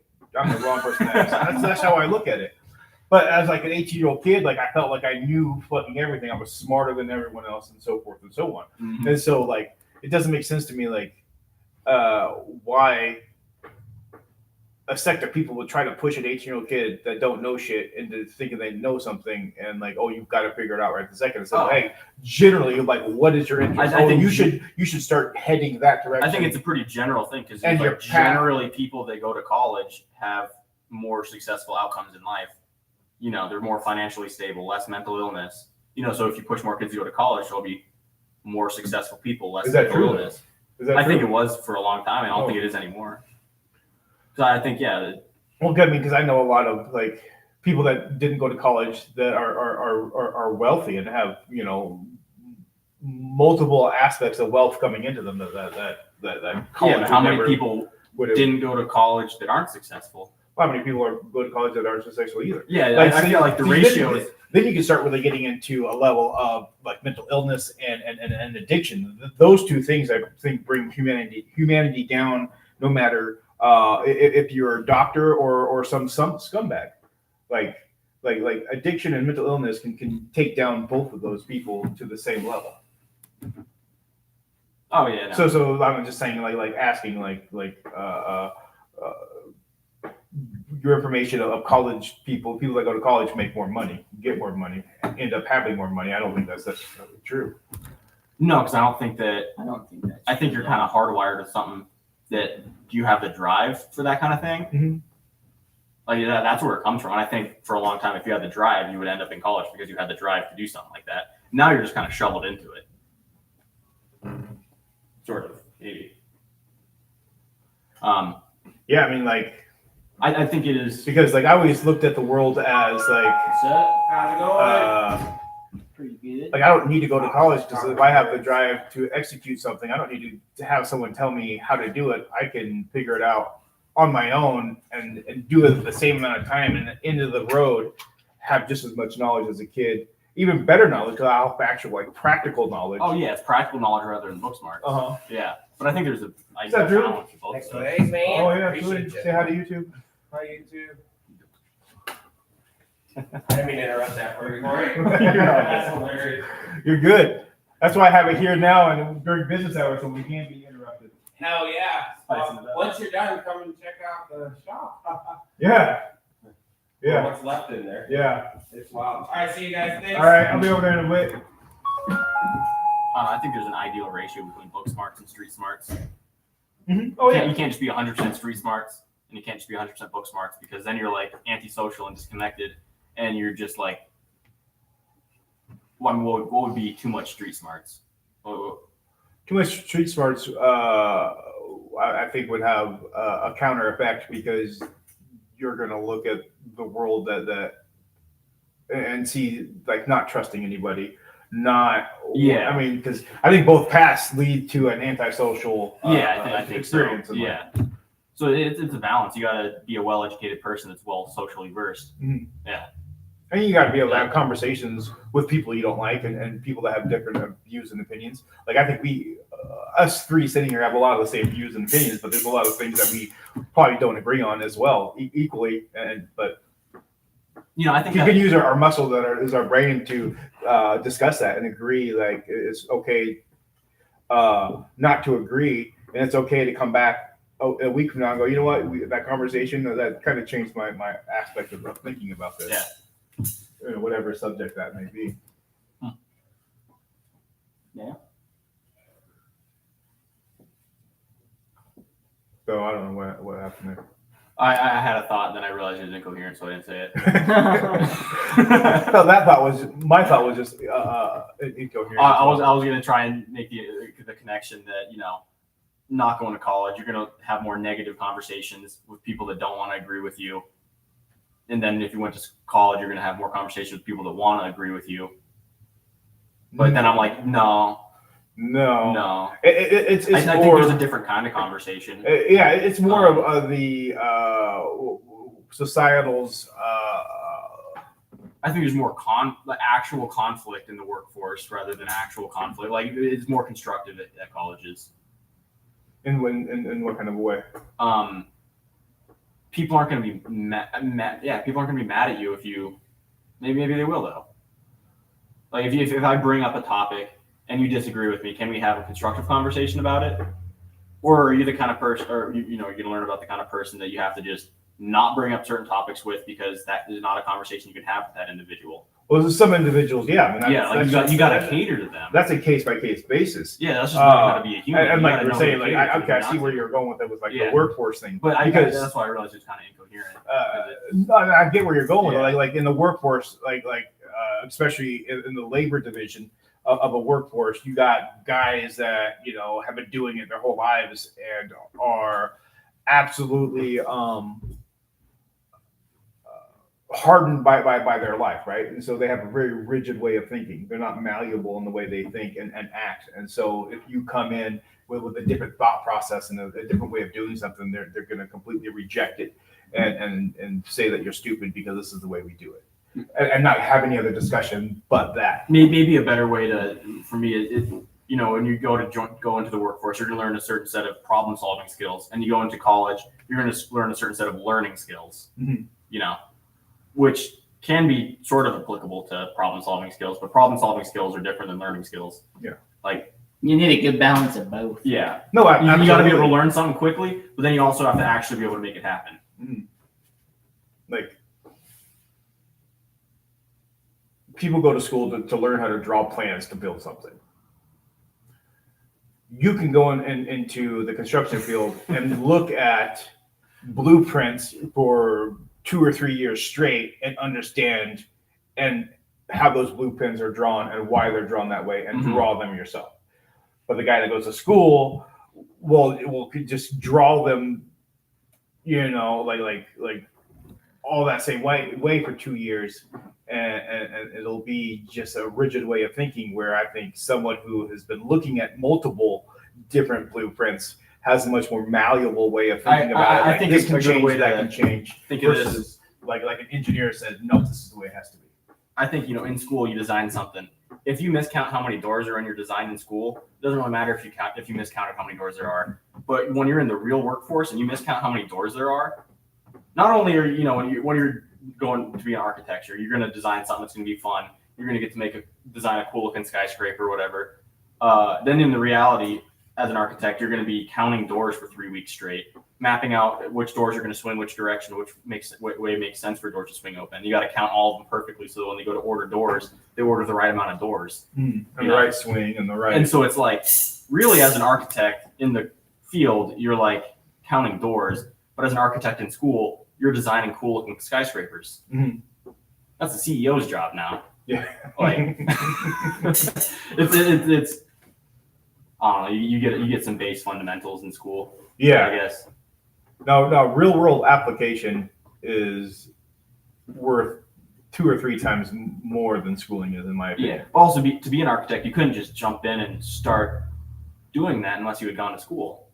Like, I don't know how to. Like, if you're going to get a job CAD modeling, you got to learn how to CAD model before you can start a job CAD modeling. But here's a beautiful thing.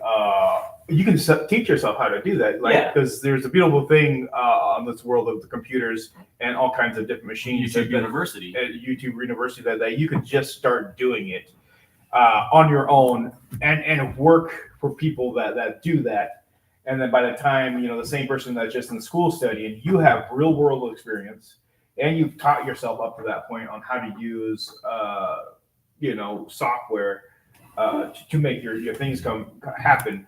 And you're going to have a whole lot more experience than the guy that's just graduating college. Also, another thing, when you're going to college, you're working 20, 30 hours a week doing homework. And in the real world, it's like, it's more 50 hours to 60 hours a week is a whole lot different. Like, you have zero free time. Mhm. It feels, but when you're going to school, you're only doing 20 to 30 hours worth a week, and that's overloaded. It might be intense mental work, but you still have time to do stuff, and it's all on your own time. Mm. Like, Yeah. Then you hit the real world and you're working 50, 60 hours a week you and you get brain fucked. you show up to work Monday, you go home, you go to sleep, you show up to work Tuesday, you go home, you go to sleep, you show up to work Wednesday, and then now it's Sunday, and you don't even know what the fuck to do with your time because all you've been doing for the last 6 days is working. Yeah, you go ride bikes and hurt yourself. That's what you do with your time. That's what I do. No, I mean, if you're not riding bike, you just wake up and you're like, what the fuck am I gonna do? I have not had this opportunity to make a decision in a week. Now, what's even weirder is when you're working 60 hours a week and then you go back to working 40 hours a week, you get off after an 8-hour day and you're like, I have time left. I don't feel like I worked a full day. Yeah. Yeah, you feel naked. You Yeah. feel like unfulfilled. Yeah. Yeah. Yeah. It's a weird feeling. Which is, I would not mind going back to 8-hour days, dude. I used to bitch and complain about working a 40-hour work week, and now I'm doing like 50, 60, and I'm like, dang, dude, 40's pretty nice. 40 is awesome. That's Yeah. the perfect amount right there. Oh, there's this. So You're still doing stuff, and then you still have plenty of time yeah. So to do whatever with the rest of your day. 410s or 5.8s? 410. 410's ideal. Yeah, I'd like a 3-day weekend just so Yeah. I could. I would even I do could do 412s. I'd be happy with that. Yeah, it's just like this is the work time. This is playtime. I'm already basically doing 512s or But- 14s. Even I've done last week. I did like 2 14s. No, I think if the American workforce went to a 410 week, I think people would be a whole lot happier. Because, Yeah, schools. There's a lot of schools that are no school on Friday. yeah. Yeah, Oh, I yeah, think we're that leaning makes so much direction. more sense. You have a day of recovering, like you just sit around and do nothing. You have 2 days to actually accomplish something outside of work life. Yeah. Oh, they're also talking about getting rid of the 40-hour work week, And doing what? 30-hour work week. I don't know if that. I feel like I've heard that thrown around a couple times. But Yeah, how's that going to work? If you're taking off 10 hours a week and you're going to get paid the same, so they're just paying you less. Jessica still needs a floor. Who's going to do her floor if we're not working that much? She going to pay more for her floor? Yeah. Like, she still needs a floor. We're still going to go install her floor. If we're not working that much, now there's not enough people installing floors to do everyone's floors. Mhm. Like, So then the go-getters will go work 60-hour weeks and they'll be making hella money. Yep. well, I mean, what was the go-getter 100 years ago during the industrial? Like, I'm thinking, my coworker Omar, he's from Ukraine. Sorry, Turkey, not Ukraine. And he would work 13 days on, 1 day off, 12-hour days. He'd get a Sunday off every 2 weeks. And then he comes here and he's like 40 hours a week. We're all pussies, you know? So And it's like, what that was a go-getter what like, in Ukraine. what is Turkey. Turkey? What kind of setup do they have? Oh, he was making so much money. Well, so he was like intentionally doing that. He was making more money there than here. And that was normal there, though. So everyone was working. Everyone was doing that. Yeah. It's so normalized here to not do that kind of thing. Like 60 hours is like crazy. I don't know. I think you work a lot. I think I work a lot. I've seen the way you work. I think we're kind of maybe this is the wrong way to phrase it, but like a little bit weaker here in this country in America because we're wealthy enough to be a little bit lazier and only have to work 40 hours a week. We're privileged that we only have to work 40 hours a week. You know? I don't feel like I work. But I still feel fulfilled working 40 hours a week. But like Omar, he's like 40 hours a week isn't enough for him. He needs to work harder than that. So he goes out and DoorDashes every single day after work to like feel like he's working hard enough. Damn. Yeah, Does he own a house? he's trying to. Okay. He couldn't get approved for a loan because he hasn't worked here long enough. Gotcha. Or at where I work. Gotcha. Him and his wife work. He wants to be he wants to be loaded. He's gonna buy a house. Then a year later, he's gonna buy a rental property, another rental property. Yeah, because you could counter those other rental properties off the other properties you own. Yeah. No, I think if everything he wants to do, he pulls off. He'll be Oh, 5 years. He could be freaking. 5-10 years. He'll be set. He'll be able to retire if he wanted. But like that turns about that's a scary house of cards though. Yeah, Like you're talking it's about. big risky. You know what amount of risk is worth taking? But big risk, pays off, right? I don't want to be wealthy though. I just want to be able to own my own property and be comfortable and not have to make money. Well, but today. here's the problem with money, right? Like the value of money is dropping considerably. So like you're gonna have to make more to have that same level of comfortability. And then if you start having kids and shit, like, yeah, I mean, Well, I think so what is comfortable to you right now in your life monthly? If you had monthly money, what would that number be to have Melville be comfortable I was making. and plan for their future? I'd say 80,000 a year, 5,000 a month. $5,000 a month. That's only 70. Wait, what is that? 60. $5,000 a month is 60. Yeah. Oh, I mean, I'm thinking after taxes, 5,000. Well, yeah, I mean, Yeah. Huh. Like, I'm already making about that much, but no, 80 would be ideal. Which, fuck, dude, if I'm doing all the side work I've been doing, I might be pretty close to that this year. Yeah. Maybe like almost Do you 70. feel it? I wanna Do you be feel like making you're 100. Do you feel like you're making $5,000 a month right now? Yeah, because I have no overhead. Yeah, so you're saying you have no overhead, and you're saying. So what is it you're doing with your money? What is it I'm doing? Oh, I'm not spending any of it. I'm saving all. I save like How much? I mean, I'm just curious. Like I'll get $1,550 every 2 weeks. And that's after I'm already maxing out my 401k. And that just goes directly into my bank account, and then I just look at it. okay. I spend about $600 a month on gas and groceries, Mhm. and $350 a month on my truck. Okay, so you're So it's spending about $1,000 a you're month. spending $1,000 a month, and you're bringing in $3,000 a month Yeah, just on paper. Yeah, if I do that's not anything- doing any side work or nothing like that's that. not doing any side work. So okay. So you're putting $2,000 away, Yeah, $2,000 a month away. roughly. I don't like care. Like I'm just curious. I'm just Yeah, trying no. to- By the time I'm just- by the end of October, I'm hoping to have my 6 months emergency fund saved up. Gotcha. Yeah. And so, with that, buying a house, that's going to change that. It might be realistic that this next year I could buy a house. Mhm. But I also am like, if I could just pay But- off my truck and but- not have a truck payment. But here's the thing, like as you get older and as you change, so because I'm assuming you're gonna look for a wife, you're gonna want to have children, you're gonna Mhm. like those things are just a natural progression of a Yeah. man's life usually. So that comfortable life that you have right now is you're gonna need more. So this is what I'm saying is like you're saying $5,000 a month, and I don't think that's true. I think by the time you're my age and with everything happens the way it happens, like you're gonna need to make $20,000 a month to live comfortably. Oh yeah, because that's inflation. But that 20,000.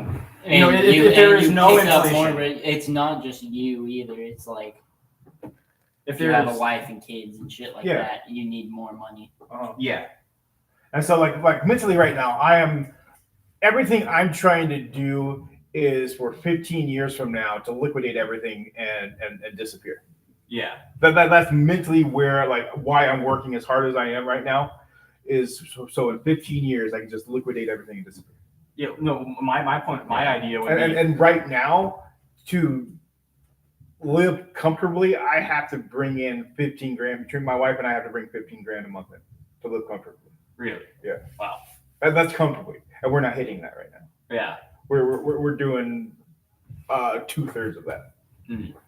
and she's doing the majority because fucking this shit, Mhm. and all the shit that you already know that we've got ourselves into. Yeah.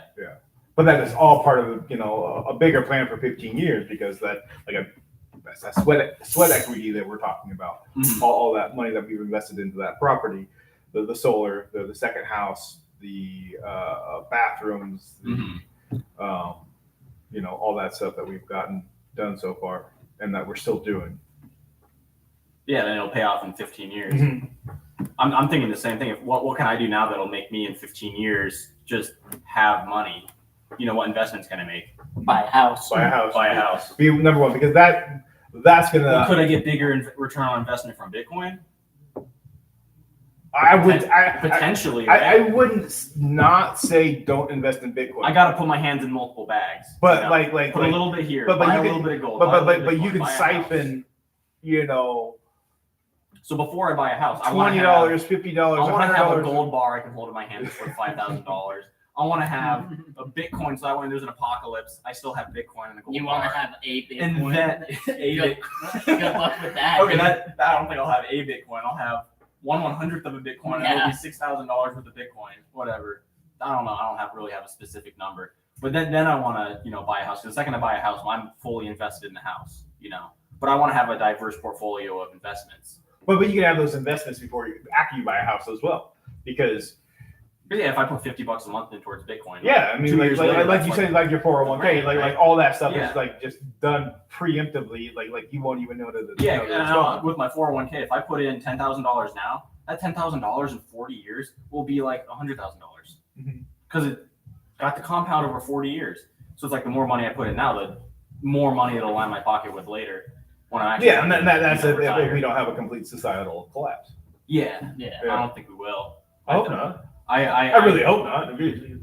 Possibility. 50-50. But yeah, exactly 50-50. Like, Well, I'm not gonna bet on the society collapsing. No, I'm gonna bet on absolutely society not. thriving because I think that's more like. but let's see, like, That's like, more. like, I'm not just gonna give up. You know, if I think society's gonna collapse, I wouldn't even work right now. I'd just be riding my bike every day. that's why I'm like thinking in my head, like what you're saying about like getting Bitcoin, getting a gold bar, getting your 401k. Like I'm that idea of planning to be self-sufficient during societal collapse. So that's why my wife and I have the property we have. We can grow our own food. We can have our animals. We got the solar, so we can have energy as long as there's not, solar flare. And, Really, I just gotta not spend too much money on stuff I don't need. and we gotta look at the well so we can have water. But like there's a lot of opportunity there that in any scenario, either no societal collapse or societal collapse, we can still make it through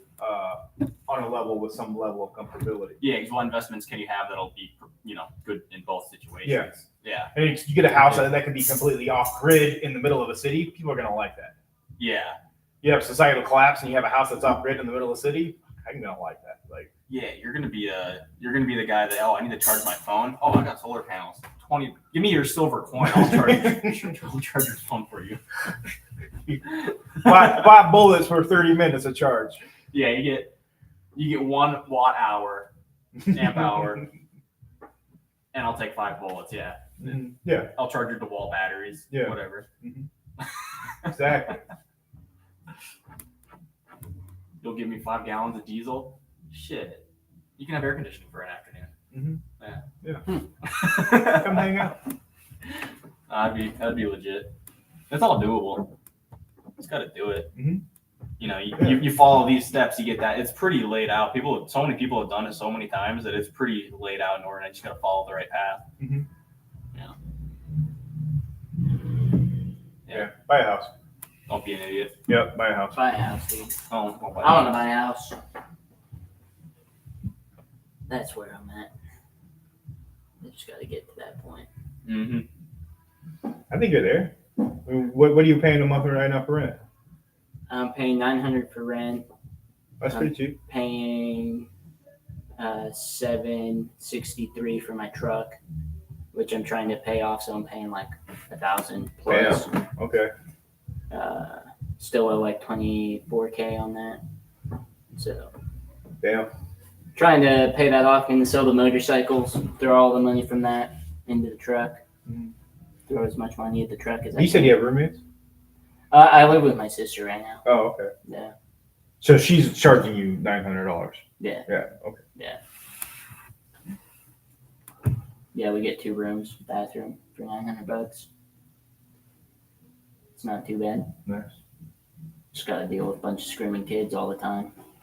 Yeah. But I'm not really home for that because I'm working. So yeah. Yeah. We didn't buy our house. I was 32. We bought our first house. Yeah. 34. 32 or 34. How much you buy it for? $5,000? No. I wasn't that lucky. No, it was 172,000. 170. That's still pretty, dude. That 1,300 sounds square so nice. feet, 3 bed, 2.5 bath, or 1.5 bath, fenced in backyard, Mhm. driveway. You can fit 2 cars side by side. The garage is really small. Like barely you can fit like a small car in there. So I just turned it into like a laundry room and whatnot. Yeah. Mhm. Yeah. It's not bad. I was trying to get me to buy a house, man. Well, I mean, because once you buy a house, you're like, oh, this is why you told me to buy a house. Yeah. No, I want to buy a house. That's a big dream of mine. Yeah, that's a. Hello. How are you? Monday. How's it going? Going good. How are you? That's a Not goal too for me. bad. dude. Dropped off the family in Garden Valley and heading to make a couple errands and going back up. Nice. Figured I would call you since it's the beginning of October and just check in with you. Gotcha. Who is this again? Sorry, I didn't catch that. Oh, you're good. This is Caden with Oakley Firewood. Oh, Oakley. Okay, yes. Awesome. Sweet. Yeah, still not ready to grab anything yet. Yeah, but Sounds good. I Only reason I was checking is because it said that you wanted me to, so just figured I'd keep doing that. yes, please. If you want me to, I'll keep, or I can wait for you. It's whatever's best for you. I don't want to annoy you. Oh, dude, it's really not an annoyance because it keeps you fresh on my brain. So please keep reaching out. I'm gonna surprise you one of these days and tell you to drop 20 on. I swear. You're like, yeah, let's do it. Oh, all right, here we go. Cool. All right. Well, thanks, Troy. I appreciate you, and I hope things are looking better. And yeah, we have a good Sunday. All right, you as well. Thanks, Gage. Have a good one. All right, bye. That was Gabe. Gage. You didn't hear. Okay. Bike Gage? Gabe. No, this guy. Oh, I wasn't paying attention. You understand? No, I don't know if it's Gabe or Gage. My wood guy. What's $150 a cord for rounds? Is that a lot? That's That's a good deal. that's a good pretty deal. good, yeah. Chopped cords are about $350, $400 right now. Oh. I mean, it's a lot of work taking rounds. Like, remember when my driveway was filled with rounds? Yeah. That was 10 cords. It's pretty fun though. Yeah, For a while. we got a wood splitter, and so yeah, just kind of like, Oh, you're not doing it by hand. You're not swinging an axe. hell no. No. Once you hit like 50, you're like kind of done and over Okay. that shit. That Yeah. sounds fun, honestly. It's fun for Going it's for fun an for hour. a couple chords, and then it's like, all right, bring out the fucking wood splitter. Yeah. Yeah, so I just pick up these, 120-pound rounds and then throw them on there and just let the splitter do it. Yeah. And then I pick up a 60-pounder, split that in half, and then it becomes 30 pounds. Yep. Before they're just, 3 or 4 pound little logs that you just. Yeah. Yep. It's fun Yeah, for a while. for a while. Yeah. I Yes, like yeah. swinging axes. You got a pretty big house. You need a lot of wood. Yeah. Well, we went through, 6 cords last year? 7 cords? Yeah. But we were like, I was cooking that place out. My grandma was alive and Yeah. she was. So it's not going to take that much on a regular basis. Because we'll just, wake up in the morning, get it going, shut it down while nobody's there. And then when we come home at night, ramp it back up Mhm. and then shut it down for the rest of the night and just kind of do that. But Yeah. when grandma was alive, living there, she was like, it's cold in here. And so we just had to like keep that thing cooking. The old ladies are always cold. Yeah. My grandma's house, they keep it at 80 degrees all winter long. Jesus. I show up with my snow jacket on, and I got to take every single layer off, and I'm still sweating. Yep. I walk in there in the middle of summer, and I continue to sweat because it's so hot in there. It's pretty fun. I don't know. Yeah. Old ladies just get cold. Yeah. My mom started using her pellet stove. Yeah, It's shutting down after an hour or so. does it? Yeah. So we got to figure out what's going on with that. So I've been playing with the settings. I think it's something to do with the settings. Yeah. Yeah. Just got to find the right settings. Is that place pretty well insulated? I mean, I guess it's not winter. You're not really gonna know yet until it's cold outside. But Yeah, I think I think it's good because we insulated every wall, every interior wall, every exterior wall, mhm. the floor and the ceiling. Yeah. So How's the floor looking? looks like shit. Looks like shit. We're peeling up. Some asshole did a shitty job. Well, No, that's good. cool. We're happy with it. I don't want to look at it. Yeah. See how it's holding up. Shrunk a little bit. Did it? Mhm. A few gaps in between the boards here and there. Yeah. I'm kind of nervous about the whole, foundation kind of, as the stuff settles a little bit, it'll kind of do that kind of shape. There's like above that one doorway, there's that crack in the drywall. Yeah, I was wondering if that might be the foundation kind of settling like that. it probably is. But I don't think it's going to be too horribly dramatic. no, I don't think it would be. I think you could always just shimmy it back up a little bit and add another Yeah. paper underneath or whatever. Yeah. But wow, that's just what it is. Yeah. That's the skeleton of a manufactured home Yeah. Yeah. Oh, the trailer. trailer. And then I decided to make it 2 foot wider. Yep. And what? 2 feet taller on one side? Yep. It's a remodel, dude. Yeah, it's a remodel. Boise City employee, don't watch this. It was Nampa. Nampa. I mean sorry. Caldwell.